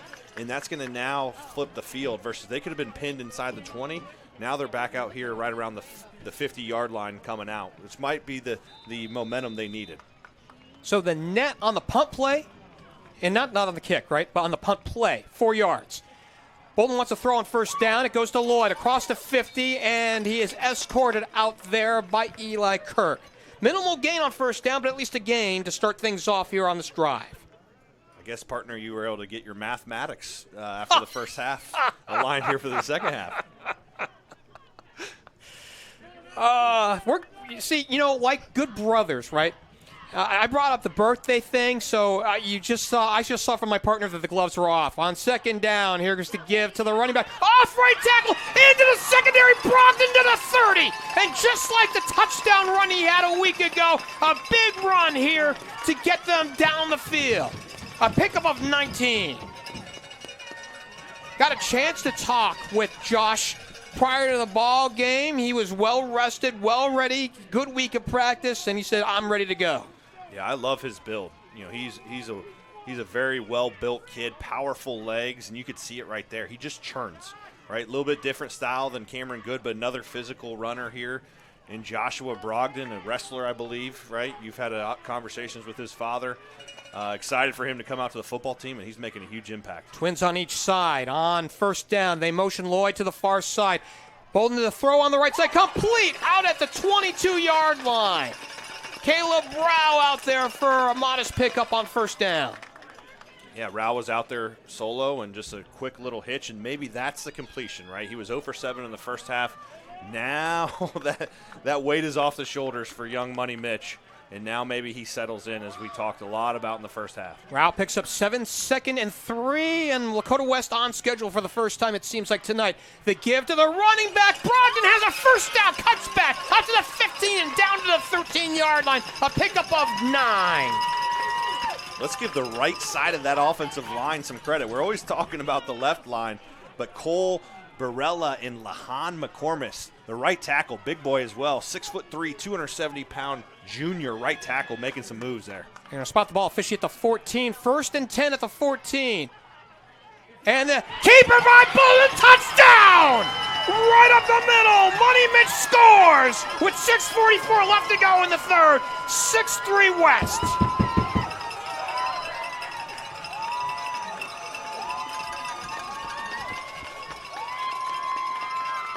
You said it. Money Mitch.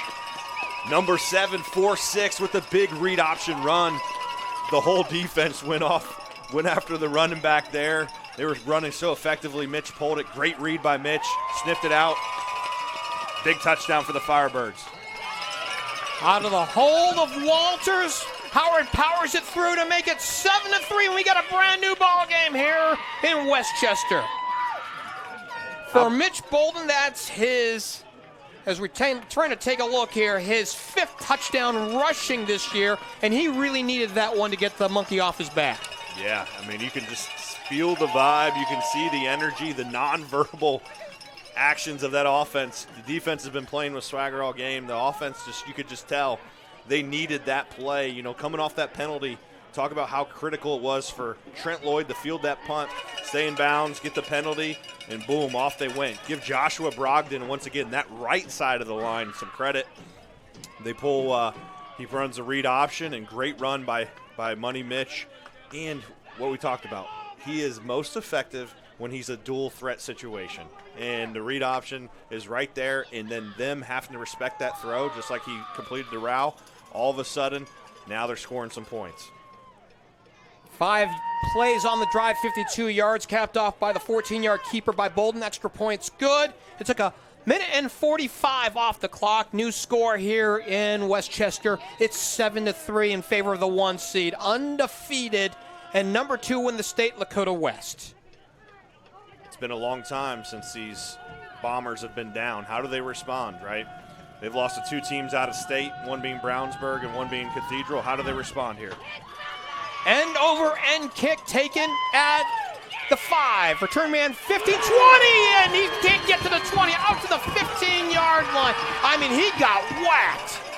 44, Cameron Vargas on special teams comes down. Gabe Dubois really went from full speed to no speed after a pickup of 10 on the return. Wow. How about Cameron Vargas? That guy just makes plays week after week after week, and I love it. He throws that flex up there after a big play. He has fun. He plays with passion, and man, can he move and track the ball. And the Lakota West crowd coming alive here. 6:40 to go here in the third. 1st and 10 at the 15-yard line. West showing blitz and a roll to the right. McCaughey dropped. It's incomplete. Intended out there for Luke Verzanski. Yeah, the running backs, Verzanski and Kellum, have had a couple drops tonight. They really, there was a or a boot right there, and they're trying to throw an easy, nice little arrow route, and put a good ball by McCaughey, just couldn't receive it. Twins to the far side, deep drop, and now Verzanski to give on the delay for a pickup of 5. So the delay give has been really to the working of St. X tonight. Yeah, this is going to set up with 6+ minutes to go, a 3rd and 5 inside of their 20-yard line. This is a critical play for each team here. Ball's at the 20, right between the 2 hash marks. Twins to the near side. McCaughey waits for it, calls for it on the dummy count, now waits again for it. 13 on the play clock, he gets it, wants to throw. It's incomplete out of the 25-yard line. Silas Walters. Yeah, great stop there. He forced the tight end, Max Clare, to drop the ball, and it's 3 and out. The 1-0 punch. Once again, when he comes downfield quick, he is ultra effective, and the young man has some offers as well. He'll be playing at the next level. And Butler, Valpo, amongst many schools that are now coming into the picture for the young man, but he's just a ball-seeking missile. Lloyd at midfield out of the 45. His own 40 is. He'll return it out to the far side. Has an angle to midfield. Out to the 45. Down the sideline. Out towards the 37-yard line. So an outstanding return there on a 40-yard punt. He gets 18 of it back. Actually, they're going to mark him out at the 35-yard line. So that's a net of 15 yards. Once again, another Lloyd return that sets him up in a great position. Ball at the 40-ish yard line, a little bit shallower. Looks like 35 might be where it's set. Huge, 35 yards out to start the possession with the leg of Matthew Howard. Definitely need to come away with 3 on this drive. If not more. Yep. Twins to the near side. The ball's on the far hash mark. 5:43 to go in the third. 7-3. Lakota West with the lead and the ball. And the keeper off the left side for Bolden, maybe a yard on the play. Yeah, the read option there where he's been hitting it up effectively up the middle. He tried to bounce it out to the left side there. And it's just that the strength of those DNs and those scraping linebackers, it's really hard to get horizontal around the corner on the St. X defense. I still think they really need to do what's been effective, hit it right up the middle on them. They go trips to the near side, the wide side to the boundary. And they motion the running back in as a tight end, and the quarterback rolling to the right. He wants to throw. He throws, and it's complete out at the 25, and it's taken by Lloyd across the 20, out towards the 16-yard line. A pickup of 19, 1st and 10, Lakota West. How about that? They push up Brogdon in a tight end situation. The adjuster, DuBois, comes down. Brogdon picks it out on a sprint right. Lloyd with the catch, and he turns and spin. These guys are on the move, the Firebird offense. Well, what have we been one to say about momentum? How it's a fickle mistress here in these situations. 1st and 10 at the 16. And the gift of a running back, Brogdon to the 10, inside the 10. They got a big push off that right side to bring up 2nd and short. Yeah, they might say, hey, those Chatterbox guys always talk about the left side line. Cole Barella and Lahan McCormick. Man, those guys are moving that front 7 on the right side of the ball for the Bombers. 2nd and short, 4:14 to go. Bolden calls for it. And he lost it. He picked it up out at the 14-yard line. So, again, loose on there. Matthew Devine was there to make sure he got nowhere to go. Ooh, man, sigh a big breath up around the Firebird Stadium here. Ball went on the turf, something you never want to see, especially in your own red zone at all. And just a miss on the read option. It was like the running back was grabbing it, and he was trying to pull it. It was a miss a misplay there, but was able to scoop it up and keep possession. Now it's 3rd and 8. Critical down here for the Firebird offense. And it's critical for St. X. A field goal keeps it to within 1 score. A touchdown makes it 2. And the quarterback wants to throw. Deep middle, incomplete, and a flag at the end of it. Out at the 2-yard line, intended for Rao down the seam. It was a quick hitter on a skinny post. Defended out there by Eli Kirk and Alex Kemper. Yeah, it looks like the preliminary call is for a holding. I thought it might be a helmet-to-helmet contact, a Rao. We'll see here. It looks like they're trying to sort it out, but either way, it will be a first down for the Firebirds. And they'll go big here in this setup, regardless of what happens here, as they bring in Champ Gillespie and Eric Cifuentes. And you would imagine run here in this situation as they spot the ball at the 7-yard line. Yeah, they're going to call a holding there. I know there was a trailing corner, so he must have had his hands on him, called a holding, and really he was trying to find the pocket. The safety was over top. The corner was trailing. There was a pocket there we saw a couple weeks ago to AD in the end zone for a touchdown against a cover 2 look. Very similar type situation. He tried to drill it in there. Good spot and made them try to make a play. 3rd and short, tight formation. They go double fullbacks on the left side. The give to Brogdon. He goes out wide. He cuts back down the seam to the goal line. Touchdown! And wait for it. There's a flag at the end of the play, but we'll see if we can sort it out. If this one holds, it's a 6-yard touchdown run for Brogdon. Yeah, unfortunately, it's going to be a hold. You could see it there. I think it was the left guard, either as Bolden or even maybe Shabola. When you ever see a hand pulling on a defender, it's never a good sign, which I did think might have freed out Brogdon on that touchdown run. So a tough penalty for Lakota West as it takes the points off the board. So now they go in with more wide receivers here. They bring back Davis, they bring back Lloyd. And look for right here, we've seen a really effective play in the red zone, 3rd and 12. Really just 4 seams with a bender across. Really look AD or Trent Lloyd down the seam here with Mitch trying to fit it in. Twins to each side. 3rd down. They motion Lloyd. Now the roll right by the quarterback. He throws to the right, complete out of the 15-yard line to Brogdon. So a pickup of 3 on the play with 3:04 left to go here in this 3rd. Yeah, they roll right, throw it to the flat to the running back there. Eli Kirk, safety for the Bombers, comes down and makes a great tackle, big hit. And they're going to roll out Matthew Howard here. And as we talked about, and a lot of the coaches talked about, it could come down to a field goal, and Matthew Howard has an opportunity here to put him up 7. It's a 32-yard attempt. Ed Bolden is the long snapper. Cy Walters is the holder. Good snap. The kick is away. Pinwheeling to the left and no good. Wide to the left. So we saw Howard pull field goal attempts in warm-ups here this evening, and this one goes wide left, and St. X holds in defense. And we saw something similar to this, not in the end result, maybe in the end result, but maybe not how the way the drive went. We saw a first down and within the red zone early in the first half by St. X, and they couldn't come away with points as they had a penalty and a sack and had to end up punting it away. Here you have a situation where you had an opportunity to get points on the board. They had 6, a penalty to take it back. You had a chance for 3, and it's wide left. Yeah, that one hurts. That one hurts. I'm sure Matthew Howard would love to have that one back. He was on the right hash, and I think he was trying to obviously point it left, and he really pushed it left and really got underneath it.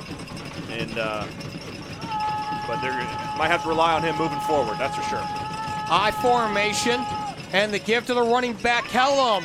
Up the middle, maybe for 2 yards on that play. And I can't tell if that was Kwesi again, but it sure looked like it. He's been everywhere tonight. Yeah, Will Barber also coming downfield. And Kuwatch, Kwesi, they're all in there. Once again, gang tackling is what you teach, and that's what these Firebird defenders are doing. Pickup of 2. The give to Kellum up the gut again for good yards. Right up the gut for about 3 to bring up 3rd and short. 2 runs again. I really thought they were going to try to throw it through the air here in the second half, but 2 quick up-tempo runs off the right side, off the 2-hole there, and 3rd and medium again. Firebird defense with Firebird Stadium getting up. 3rd and 4. They need the 30 for the line to gain. Trips to the near side. McCaughey's in the gun.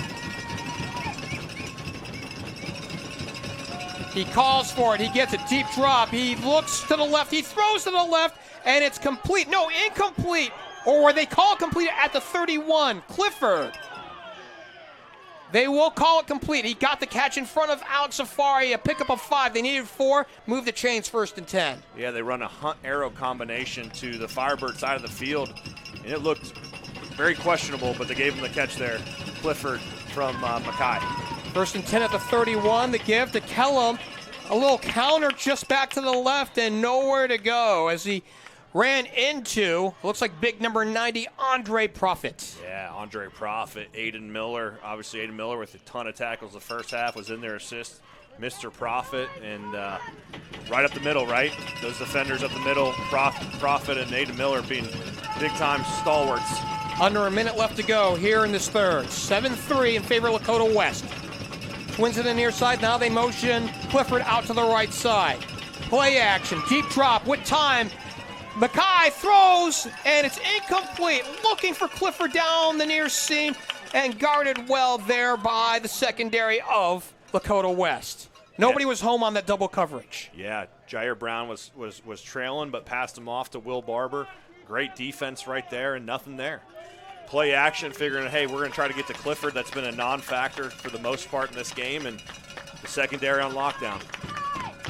3rd and 7, another big 3rd down here in this ball game with 30 seconds to go. It's the long look for St. X to their own sideline, trying to get a play in. And you know that offense is frustrated right now. Twins to each side. They go wide, 2 by 2. McCaughey on 3rd down, wants to throw. Deep drop with time. He throws to the right. It's incomplete. It's a bouncer out at the 44-yard line. I'm going to start calling this Firebird no-fly zone. These guys are on lockdown. McCaughey tries to throw a comeback to the long side of the field, and these guys, these secondaries are all over the place. No-fly zone for this Firebird defense. Lloyd's back at his own 28-yard line. Line of scrimmage is a 34. And the punter is Gavin Vogelsong. He gets it at his own 20. It's away. It's an end-over-end kick. It takes a forward bounce. Lloyd jumps on it at the 28-yard line. 38 yards on the punt, nothing on the return with 16 seconds left to go here in this third period. 7-3 in favor of the home team, Lakota West. Along with Kyle Decker, the birthday boy, I'm Geoff Kim. Thanks for joining us here on Chatterbox Live. Now think about this is the 4th drive of the second half, right? First one didn't go really anywhere. Then it was a touchdown. Then should have been a field goal. How does this 4th drive go? So it's been really effective offense in the second half. Running the ball, throwing it short. If they stick to the game plan, I think they're going to continue to move the ball. Ball's on the far hash mark, out of the 27-yard line. Bolden gets it out of the shotgun. He'll carry it off right tackle and into the linebacking core out towards the 30-yard line. Maybe a gain of 3, and I would believe that's going to be the last play of this third period, and it certainly is. Your score after 36 minutes in this one, it is 7-3 in favor of Lakota West. Down the stretch we go here on Chatterbox Live.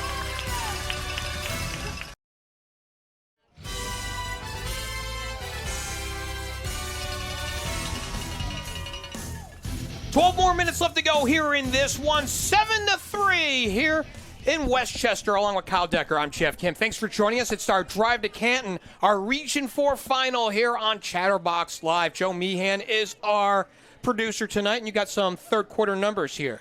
Yeah, it's great. You know, it's good to see the offense is making some moves here. And 110 rushing yards for the Bombers, now 111 for West. Same amount of carries, 28 on each side. Passing yards, 89 to 34, St. X. Once again, McCaughey not really moving the ball through the air. 9 now of 25. That's a huge stat. 36%. 36%. And then Mitch, starting out 0-7, is now 4 for 11. So that puts, the Lakota West offense really now, catching up per se. It's yardage, 199 for the Bombers, 145 for West.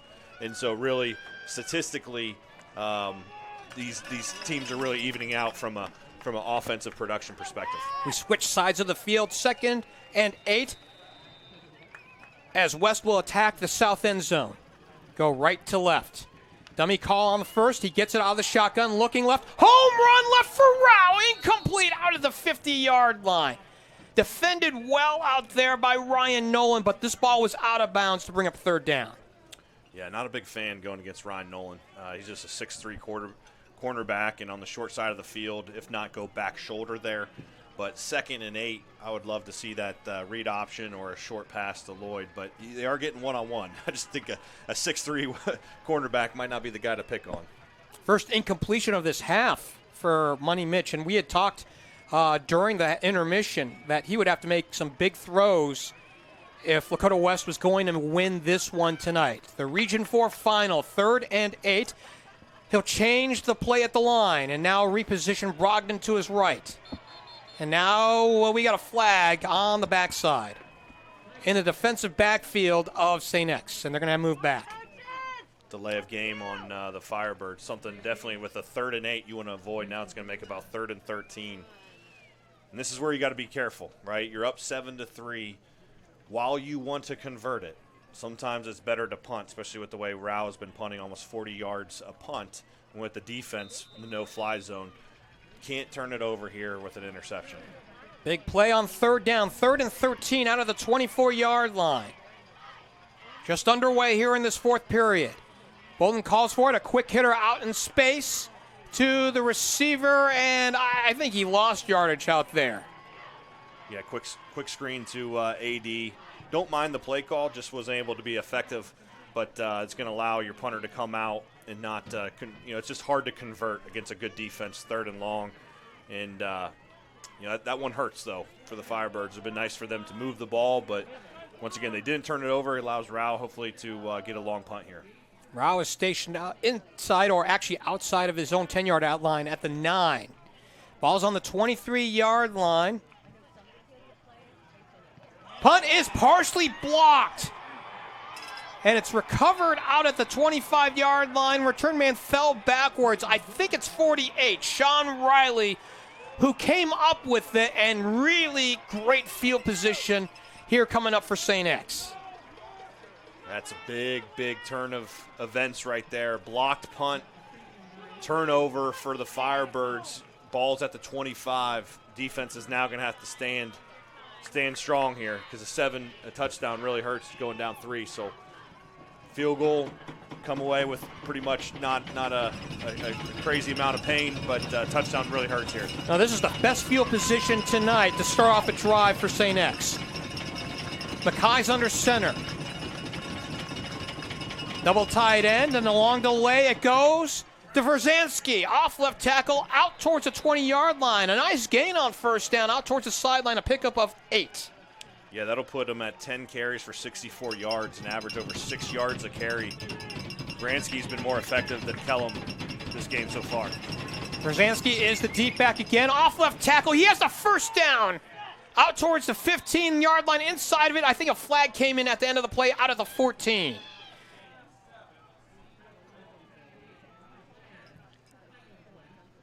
Waiting to sort out the flag here in Westchester with 10:46 to play here in this really tightly contested ball game tonight. The referee tonight, again, is Jim Johnson. We'll see what the call is. Face mask and tack it on.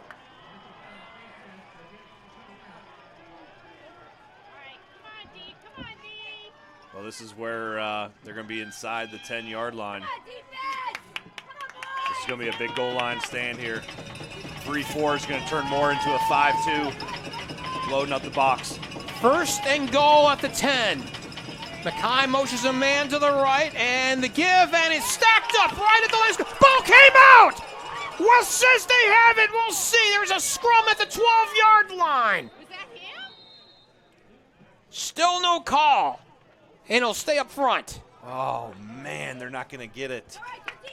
Wow, I think that was close. Looked like West should have fell on it, but one of those things, the ball is wet and cold and moving around, but St. X was very fortunate enough to recover that fumble. So Lakota West went big on the first play. As Brown went out, Brown's back in as a defensive back. 2nd and goal from the 13 with 10 to play. McCaughey in the shotgun. Deep drop, looking left, throwing left for the corner, incomplete, and picked off!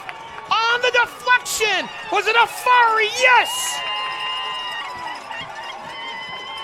Or is it Quasi Jones? We're trying to see the number here. How about that? Alex Safari with the tip and Quasi Jones, number 8, with the huge interception.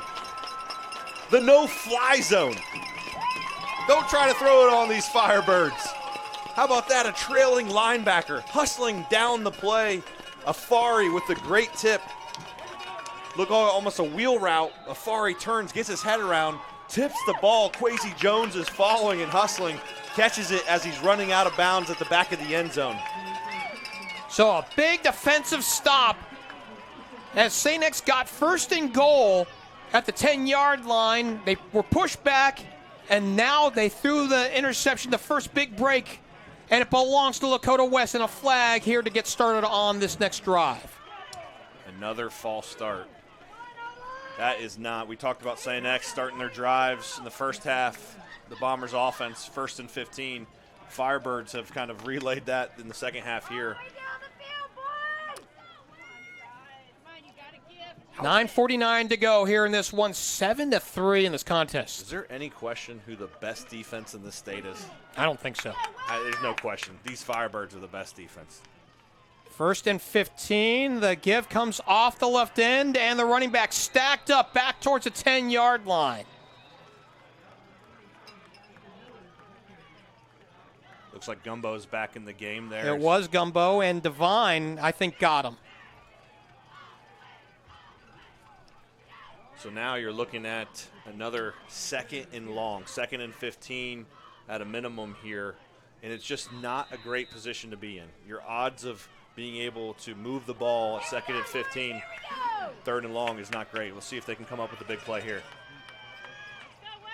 Bolden gets the ball on 2nd down. The give, it goes to Brogdon, stretching it out to the right side, and he is dumped for a loss. And Devine again, who looks like the water boy right now. Bobby Boucher, he's a tackling machine. Matthew Devine, looks like he might be cramping a little bit. He's going to stay in the game, but he was reaching for his calf. But you're right, he is a tackling machine. He actually has that'll be his 12th on the game, and that'll be his 3rd and a half tackle for loss on the game. So 3rd and 22 coming up from the 8th, 3rd and Evendale with 8:50 left to go here in this final period. 7-3 in favor of the Firebirds. Trips to the near side. They have a man advantage over that way. Deep drop with time, throwing right and incomplete out of the 40-yard line. No flags. Yeah, they run the 9 route, the go route on the outside there, and just weren't able to. Not a bad placement there by Money Mitch, but the safety was coming over, and the trailing corner just wasn't able to fit it in there.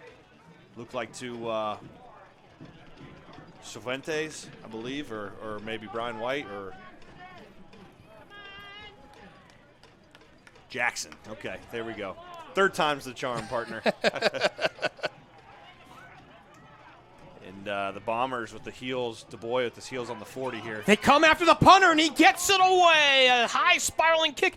Oh, and it takes a massive bounce out towards the 50 and out of bounds. So that's a punt of 43 and nothing on the return, and a whiff job by the return man out at the Lakota West 40 to give nine more yards on the cushion on the punt. Talk about a whiff. They whiffed on blocking that. If I'm Tom Bolden, I'm getting with my special teams unit right now and saying, we got to shore up our protection because they're coming after Rao. They see something. They should have blocked another punt right there. Amazing he got it off, and on the other side of the 50, the St. X Bombers have to start. Their own 49, and the run play up the middle for big yards into Lakota West territory on down to the 44-yard line.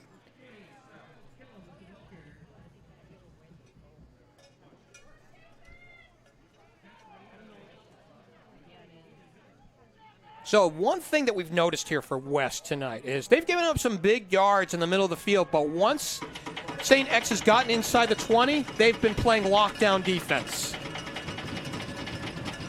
Again, 7-3 is your score tonight in this Region 4 final. And you wouldn't have expected this kind of a score, especially from a team in St. X that has averaged 40 a ball game throughout the season and 50 a game in these playoffs. They've got 3 on the board tonight. So an 8-yard gain on first down. It's 2nd and 2. Down in distance with 8:14 to go. McCaughey ducks in under center. The long delay give. It goes to Kellum into the secondary. He has a first down out to the 36-yard line. They're going to spot him at the 37, a pickup of 7, and move the chains.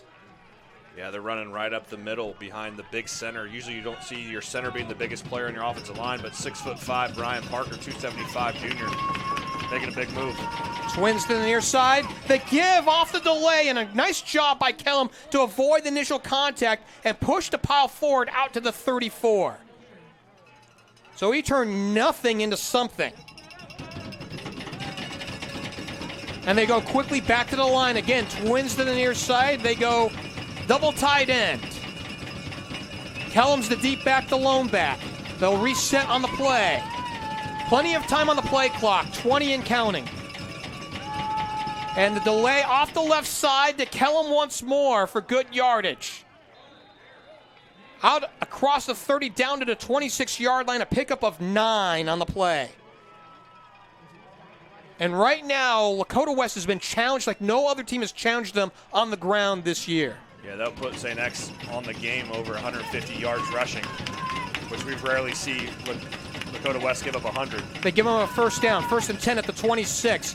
And Kellum again bounces off a man out to the 20, down the sideline, out towards the 15-yard line.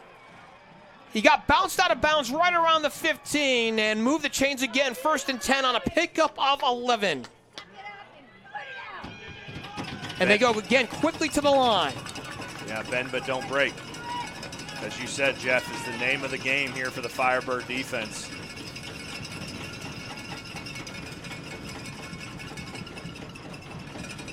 They've yet to put the play clock in motion with 6:57 to go.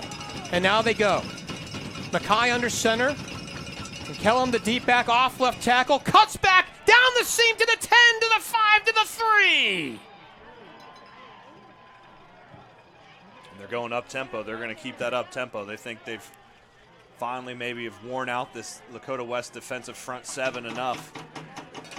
1st and goal. McCaughey under center.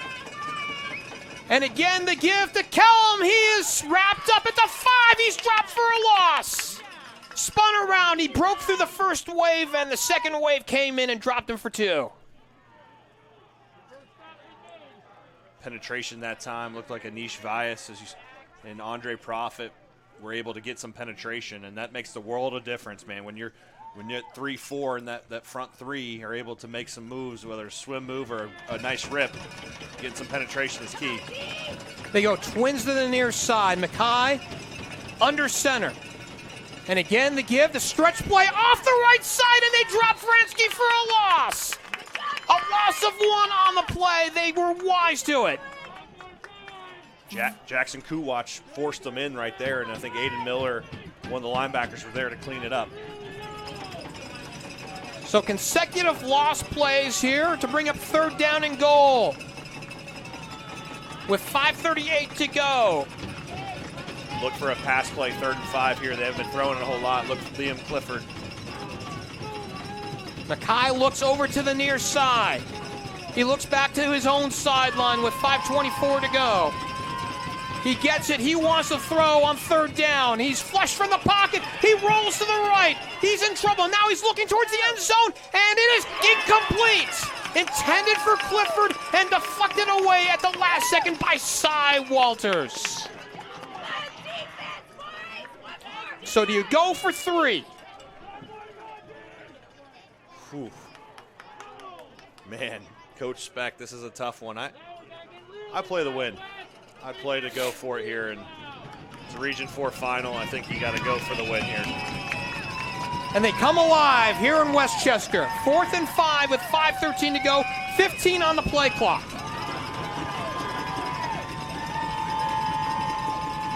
Three wides to the far side, the wide side timeout. Steve Speck wants to think, actually they're going to charge it to Tom Bolden. 5:13 to go. So, partner, as we kind of talk through strategy here, it's 4th and goal from the 5. It looked like initially a passing situation. We haven't really seen McCaughey run for any big kind of yards, so you would imagine that even if he keeps, he's not going to get a whole lot anywhere.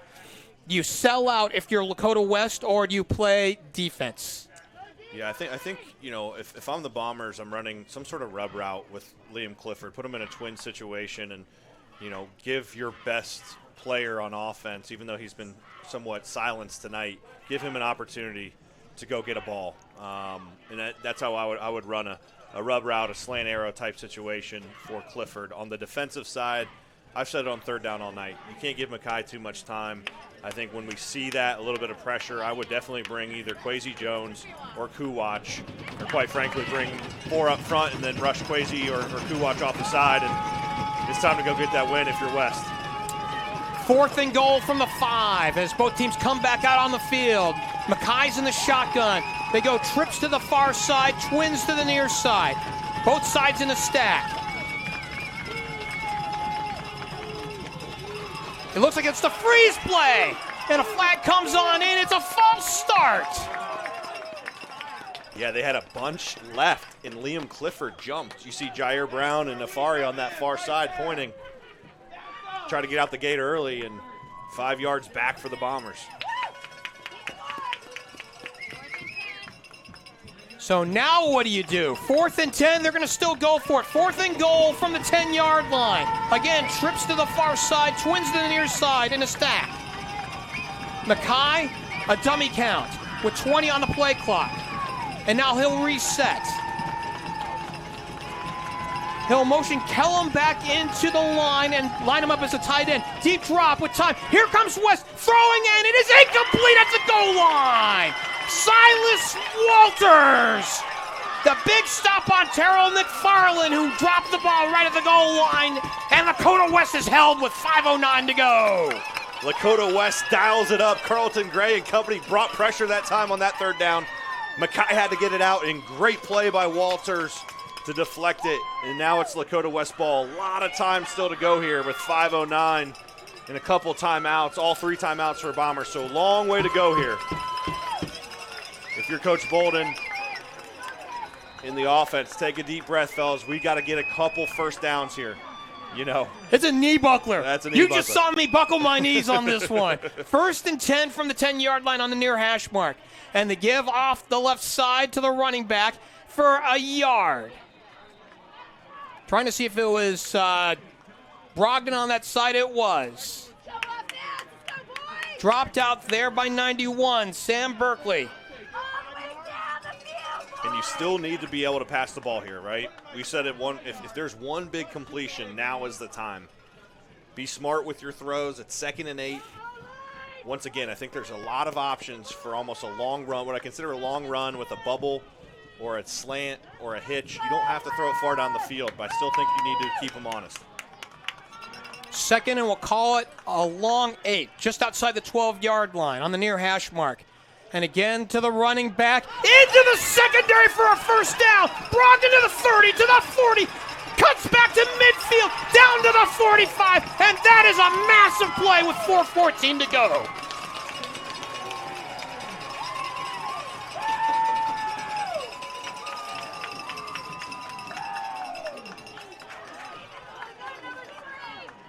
"44 yards on the carry."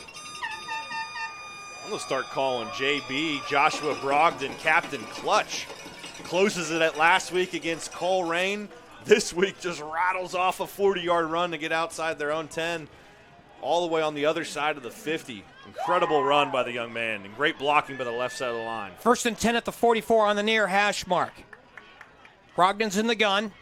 He's got, and Bolden jumps on it on a mishandle. It was off his hands as he called for it, and he drops to his knees out at the 42-yard line. That's a pretty significant loss. A loss of 14 on the play. First down, missed snap. Great job by Money Mitch just to fall on the ball, but man, does that hurt.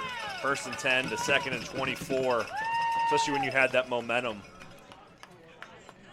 But 3:15, the clock is moving. Another first down really puts St. X in a tough situation. And the keeper by Bolden for a yard, maybe 2. Right into the line as we melt the clock under 3 to play.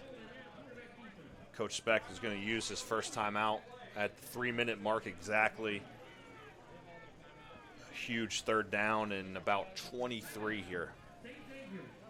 So timeout on the field. Along with Kyle Decker, I'm Geoff Kim. Thanks for joining us here on Chatterbox Live, the Region 4 final on our drive to Canton.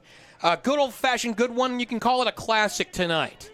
Yeah, this is an incredible game. Nothing but what I expected, and it came through. It's it's been a pleasure working with you, Jeff, and this Chatterbox crew, and to call a Region 4 final like this. I wish everyone could be here in the stadium to see this, but to be on with us is much appreciated. And this is just a special, special season, and to see the 2 best teams battling out all the way into deep in the 4th quarter is special, to say the least. The winner of this one will take on the winner of Powell, Olentangy, Liberty, and Springfield. They are the Region 3 battle tonight. And the home site will actually be within Region 4. That'll be the home team. So 3rd and 23 as both teams come back out. I know that you want to be conservative just to make sure that you run some clock and force St. X to a timeout, but a first down here would be huge. And the keeper by Bolden off left tackle. He falls forward out towards the 45-yard line. So really just a gain of 1 on the play. Yeah, QB draw. Try to spread it out. Great defense by St. X, and now timeout by St. X. Their 2nd timeout of the half, leaving them with 1 timeout left, but they have 2:53 and 1 timeout, and it looks like they're going to get the ball back. As I mentioned before, this punt team really needs to shore up their blocking on this. It's been very, very sieve-like. There's been a lot of movement up and through this punt block or this punt protection team, and if I'm coach, I'm saying get the ball, make the block. Let's protect first. No block punts here. 2:53 frozen on the clock. The ball's at the 45-yard line. Caleb Rouse at his own 31. He needs to get this one away. Looks like Gabriel Dubois out at his own 25. Good snap. The kick is away. A long liner over the head of DeBose down towards the 10. That's where he gets it. Out, cuts back out to the 15. In space out to the 20 and to the 21-yard line, where Walters was there down in coverage. But that one was a boomer there for Caleb Rao. 45 on the punt, 12 on the return. And a defining drive of this season coming up with 2:41 to go. Yeah, the Firebirds are raising their hands, asking Firebird Stadium to get up. Nothing better than the best defense, arguably in the state, versus the best offense. Who's going to win out on this drive in the 4th quarter? The irresistible force against the unmovable object. 1st and 10 at the 23 on the near hash mark. A single wide to the near side. Deep drop with time for McCaughey. Now rolls to the right. In trouble. He throws it away. He was under a heavy rush by Aiden Miller.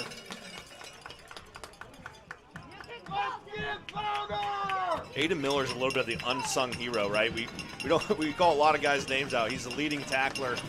He had a great scrape off the Mike linebacker to get pressure on McCaughey to throw it away.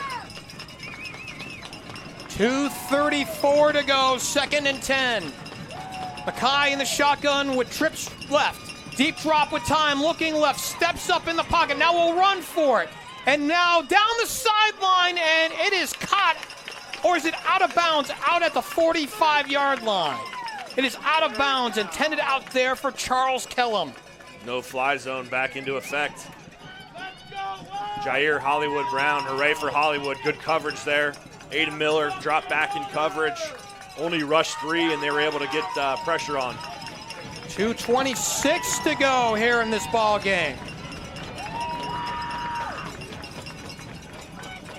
Some discussion out on the sideline.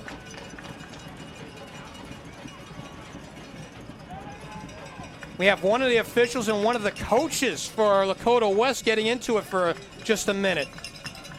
No sideline warning, and here we go on 3rd and 10. 3rd and 10 at the 23.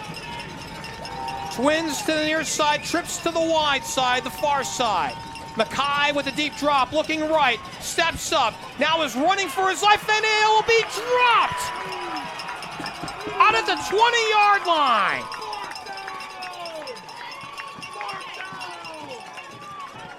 Big Andre Prophet, Cam Vargas, Anish Valles, they were all in there. Brian Henderson, once again, gang tackling. Now it's 4th and 10. It looks like they're going to have to go for it with 1:57 to go. This could be for ball game. Again, trips to the near side. This time, twins to the far side. McCaughey on the deep drop, looking left. Home run to the left into double coverage, picked off out of the 40-yard line.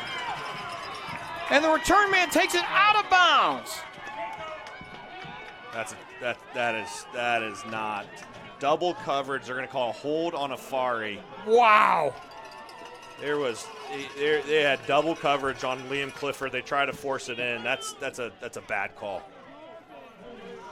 Wow. Mercy. I'll say it. 4th and 10. Hail Mary ball. Afari with great coverage. Safety over top. Interception. Game should be over. That's just not a good call. So it's still 4th down. And the yardage mark off 4th and short. Yeah, because of the hold. So the ball's at the 30. They need the 32 for the line to gain. You would imagine they would just run here. And it is a run play for a first down across the 35 out towards the 40-yard line. You hate to see it, but you know what? You got one thing to do. Event plus response equals outcome. How you respond to that bad call. Firebird defense needs to hang in there and keep doing what they're doing. Trips to the near side. Deep drop for McCaughey. He throws out into space, and he blows by a man, and he got away. Patterson got hit and stood on his feet and got a couple more yards at what should have been a loss as a gain as he rolls out of bounds on the sideline for a nice quick gainer with 1:18 to go. Yeah, I couldn't tell if that was Barber or Fari. Someone came flying downhill in the flat there. Didn't wrap up, but had a huge hit. A gain of 6. 1:18 to go. Patterson, who caught the ball, is hobbling to the near side. Twins to the left. On the short side, they go twins to the right. Deep drop for McCaughey. He wants to throw out to the left side, and it is caught out of the 40, and the receiver took it up to the 36-yard line, Lucas Cates. Yeah, broken coverage there on the Firebirds, which is unlike the no-fly zone, but they... Gain of 17. As we come up on 1 minute to go, McCaughey looking left, throwing left. It's incomplete left with 1:01 to go. Great job getting the hands up once again. Looks like Anish Valles might have got a paw on that one. Batted down.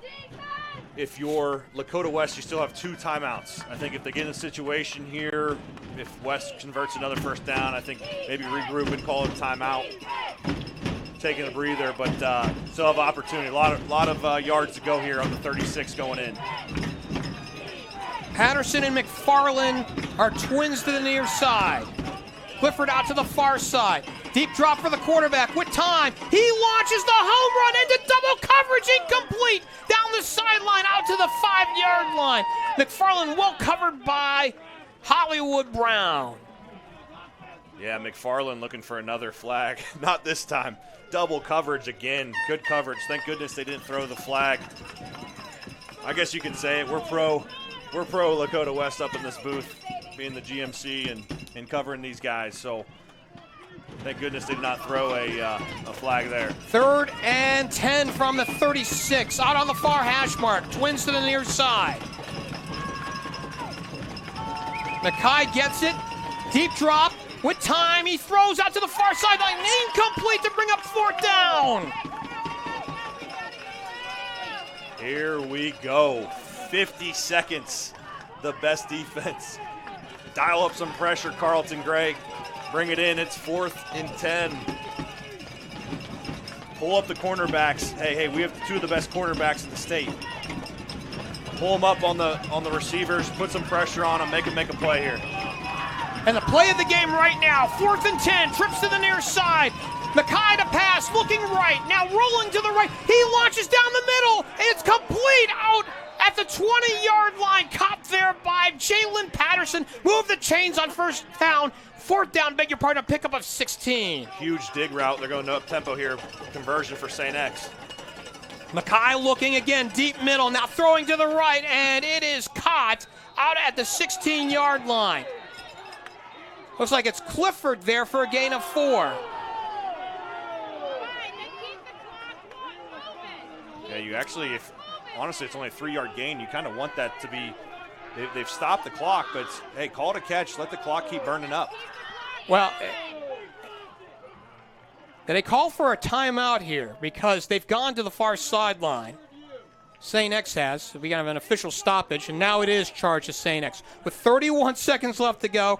And you never give a great team a second chance. That holding call right now is making this one into a nail-biter here in Westchester. Yeah, how many 4th downs on this drive alone? I think it's the 3rd, 4th downs. My blood pressure's off the roof. As I mentioned to GK, I said, if I have a heart attack on this one, tell everyone I love them. What a game.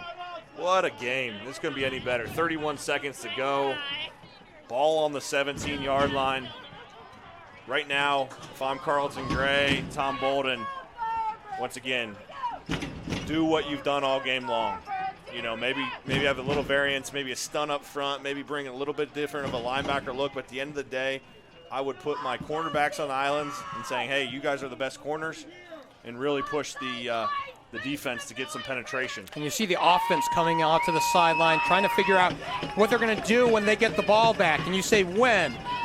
So they have 33 seconds officially on the clock, 2nd and 7 out at the 17-yard line. And again, St. X is in the red zone. McCaughey out on the near hash mark. He calls for it. Deep drop. Has time. Looking left. Throwing left. And it is caught. Touchdown! Mercy! The receiver all by himself to the far side. And the Bombers have taken the lead with 27 seconds left to go.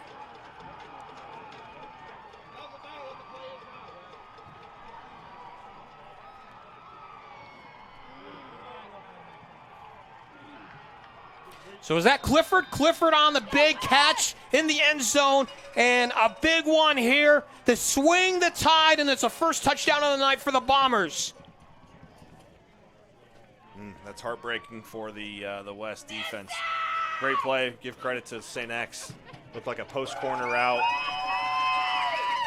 The kick is away and good. With 27 seconds to go, it's 10-7 in favor of St. X. Mercy.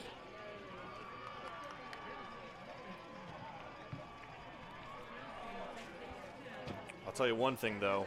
A little surprising to see that offense gather here with Coach Bolden while the defense was playing, but I think he was preparing his team for the situation once again, which is having 2 timeouts, 27 seconds will be less after the kickoff, but how are we going to manufacture an opportunity? And remember, you have arguably the strongest leg in the state in Matthew Howard. We got to get into field goal range.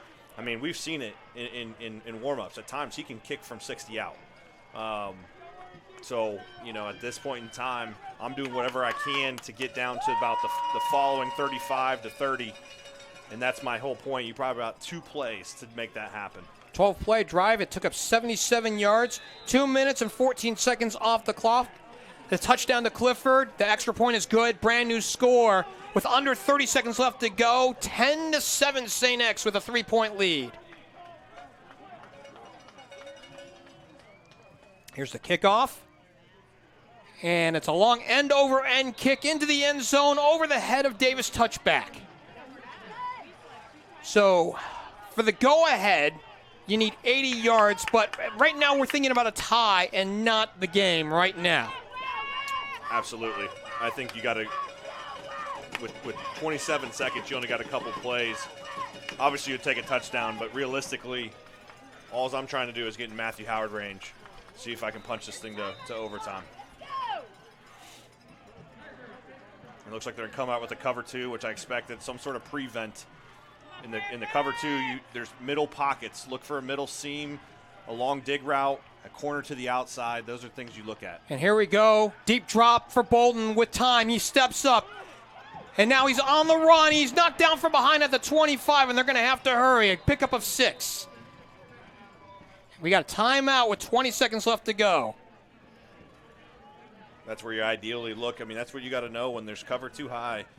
You got to be able to find that pocket, and it's called a hole shot. You got to put it in there, and Money Mitch is going to have to let one rip, and that's going to be the only option with 20 seconds to go. They do have timeouts there, so they have one timeout left, but ideally, once again, hopefully they're going to run, which I'm sure they will, some verticals, but on one side, you have 2 options typically, Jeff.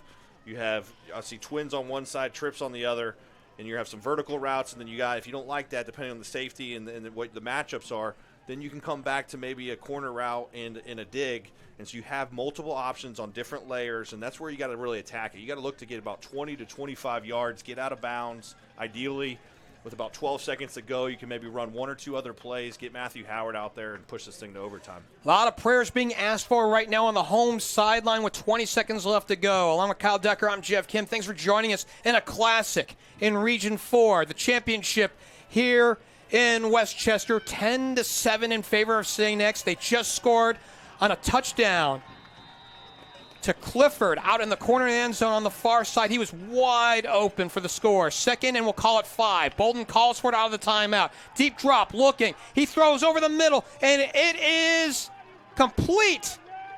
Incomplete. It looked like Caleb Rao had came down with it initially out of the 45, but it's incomplete as it skipped away from him. So 3rd and 5. Exactly what you want, that bender right in between those 2 safeties. Get past that corner is right there, just need to convert it. I would look for a similar type situation, maybe a little bit more of a variance, but there's only so much you can do with 2 safeties 20 yards off the ball. You got to really attack that middle of the field. 3rd and 5. Deep drop for Bolden with time. He throws deep middle for Davis. It's incomplete out of the 45-yard line. He was throwing into double coverage. Clifford, the star of the game right now, in coverage. And the play of the night coming up. Here it is, 4th and 5, 11 seconds to go. Like you said, the prayers that need to be answered, something has to happen right now.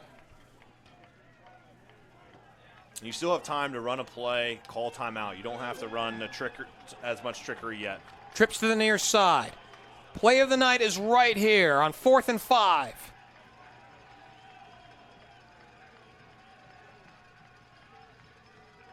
Bolden calls for it, now looking left. Looking over the middle, complete, out for Trent Lloyd, who came back behind the first down marker, now came up front, out to the 33-yard line. So needed 5, got 8, and a timeout charged to West with 5 seconds to go. So we've all seen these plays on ESPN, right? They happen every one in probably 100,000, but there is a chance. And what you typically do is you run a guy on a deep dig or a little hitch route, sometimes a hunt or a curl, and then it's you start lateraling around. It's there's a lot of games that you can call and play in football. Razzle-dazzle is what typically people call it, and now you have to play, if you're Lakota West, the ultimate game of razzle-dazzle. So, which means you can't lateral it forward. It's always got to be a backwards pass, and you're going to try to see them try to pull off a miracle here. Well, given the way things have gone, right, there's no timeouts left after this. 5 seconds left to go. It's end zone or nothing. Unless you have a penalty, a defensive penalty down the field to set up a field goal. But, honestly, I think the touchdown's got a little better shot at this. We see Brian White in the backfield coming out of the timeout. 3 wide to the near side. Twins to the far side. White's in the slot to the right. Play of the game right here. Deep drop for Bolden. Steps up, now rolls to the left. He throws to the left, and it is complete. Out there for Rao. Rao on the move, moving backwards to the 50, and he laterals it back on over for Shabola. It's lost on the ground. It's picked up, and it's saved by White. White dropped at the 28. The ball's on the ground, and this game is over. Congratulations to St. Xavier, champions of Region 4.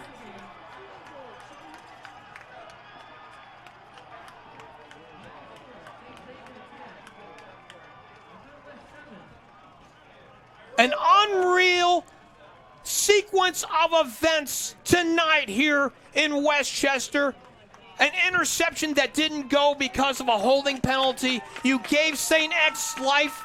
They scored the go-ahead touchdown with under a minute to play, with 27 seconds left to play.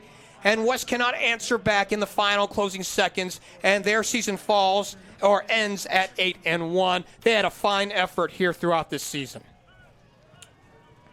Yeah, you just see two teams in the 10-7 finale. To say it was a great game, to say the least, is, what an incredible game. It does, that holding play, does impact it, but that's football. That's life, right? Things happen, and St. X capitalized on it, and Bombers are going to go on to the Final Four here, the champion of Region 4. An unreal sequence of events here down the final stretch. And again, as we had mentioned, right, you can't give a good team or a great team second life. And that's what happened tonight. And St. X comes away as a winner. They improved to 8-2 on the season. They advance to the state semifinals. They'll take on the winner of Region 3 tonight. Partner, a couple closing thoughts here. Your headlines play of the night is? No doubt the winning touchdown there from McCaughey to Liam Clifford. Clifford finally made an impact into the game and couldn't be at a better time for the senior wide receiver going to Penn State with a huge corner route to the back end of the end zone, and McCaughey putting a great ball out there. So I'd give it to Clifford and McCaughey there. A fine effort again tonight by Lakota West. They were a true champion towards the end. It's just a tough play towards the end, a tough sequence of events. We've had the pleasure of following them all through the season. I think the hard part for us at this point is we've gotten to know the coaches, the players, the parents. To see a season end that way is a little tough to watch. But congratulations to them for having a really fine season. They got to a regional final. They won the GMC. They beat Coleraine twice at a time when Coleraine had been on a 20-year conference championship streak and took it away from them this year. There's a lot to be proud of here for Lakota West this year. Yeah, it's great to see the parents and the fans that are allowed in here. It's been a special year, especially for Geoff and I in the booth, following the Firebirds, and really the Tom Bolden show with Ty Bradshaw and Trace Fowler and company. I mean, it's just been first class, for my first year in the booth, not only with Chatterbox, but Lakota West has made it extremely special. Tom Bolden has treated us like gold, and we couldn't be any more thankful for the Firebirds, that's for sure. And as we look at the two teams out on the field, both teams still out. They've come together, and now we're seeing the raising of a plaque here for St. X. A trophy, I think I actually see from the distance here as well. And they are being crowned as the champions of Region 4. A really worthy winner tonight. I mean, they played excellent. They, for a team that had been giving up a ton of points on defense, about 22 a contest, the fact that they only gave up 7 tonight tells you how good their defense turned out here in key moments in this ball game. Yeah, they were clutch, and Matthew Devine was as advertised. This is the first time we were able to see those guys. Eli Kirk had a huge game. Gio Albanese up front. I mean, they're just a great team. I mean, two great teams, and obviously I hope Region 4 in this great city of Cincinnati and the football here root on the Bombers to go win the state title from here on out, and I think they'll have a great chance, that's for sure. Partner, we don't know the outcome of the other games that are on our platform that we're highlighting, whether it be Ross or Baden. We don't know. So we don't know if you and I will have a next week. So, in deference to the possibility that you and I don't have tomorrow, your final thoughts on this one and the season. You know, this game was incredible. Great defense. Like I said, the no-fly zone. This Lakota West team, 2 special teams. You just hate to see something come to an end, right? It's a special team, but they have a lot coming back. So those that are listening to us, they're obviously Firebird faithful, as I call them. There's so much coming back. There's so much talent. There's so much hope. This program is built to last. I can't wait already for 2021 to be back in Firebird Stadium. Hopefully week 1, if we're allowed back in here. Guess who they play? St. X Bombers. Wow. Week 1 of next year. So if Mr. Fowler will be kind enough to have me and Kim back in the box for that one, hopefully my blood pressure will be a little bit less. But nonetheless, you know, the thoughts on the overall season. Southwest Ohio football is as advertised. Well, I do want to. Well put, partner. I appreciate that, and like I said, I hope you and I have a next week. But if we don't, I mean, it's been fun. I mean, it's been as enjoyable a 2020 as I can imagine, despite the circumstances of what we've had to deal with here this year, a pandemic that has shortened the regular season, and a really enjoyable postseason run that we've been able to watch here in Westchester. Yeah, and how about let's give a quick shout out to all the team.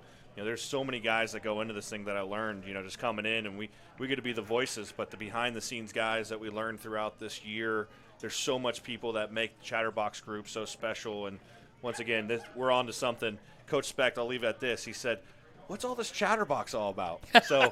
So for being a startup organization to where it is now, to where it's going to go, you know, the future is bright for Chatterbox, just to conclude there. And once again, thank you, Lakota West families. I know, Geoff, you've been very involved there, and I have as well. And thank you, Firebird Nation, and can't wait to be back next year. And congratulations to St. Xavier here in this one, Region 4 champs. Well, let's just get a quick look at some numbers here, and let's just point out one or two as we put a wrapper on this ball game. Anything in particular that sticks out to you?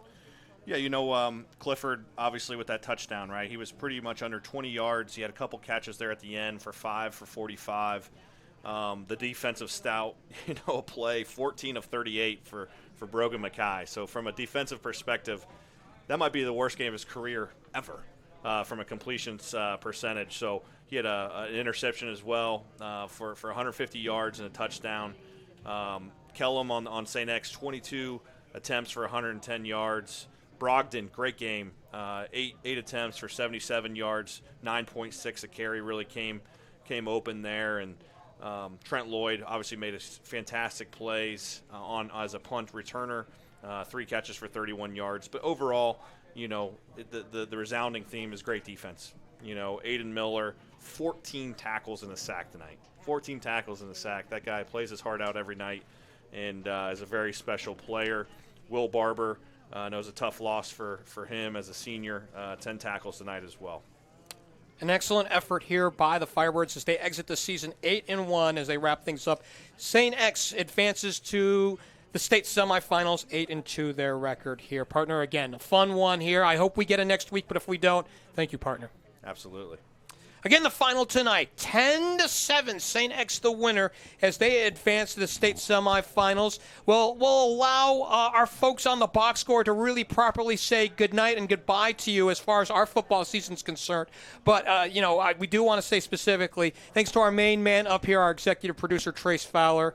He's been our guiding force throughout the season. We've been able to cover as many games as we have from a video aspect from day one, and the fact that we've gotten so much encouragement from everybody around this area of Butler County and northern Cincinnati has been outstanding. Joe Meehan was our producer tonight, and again, be sure to stay right here for the box score as Reed, Sean, and Trace will wrap things up here again. Again, the final here in this one. St. X moves on. 10-7 winners over Lakota West. For Kyle Decker, I'm Geoff Kim. Good night.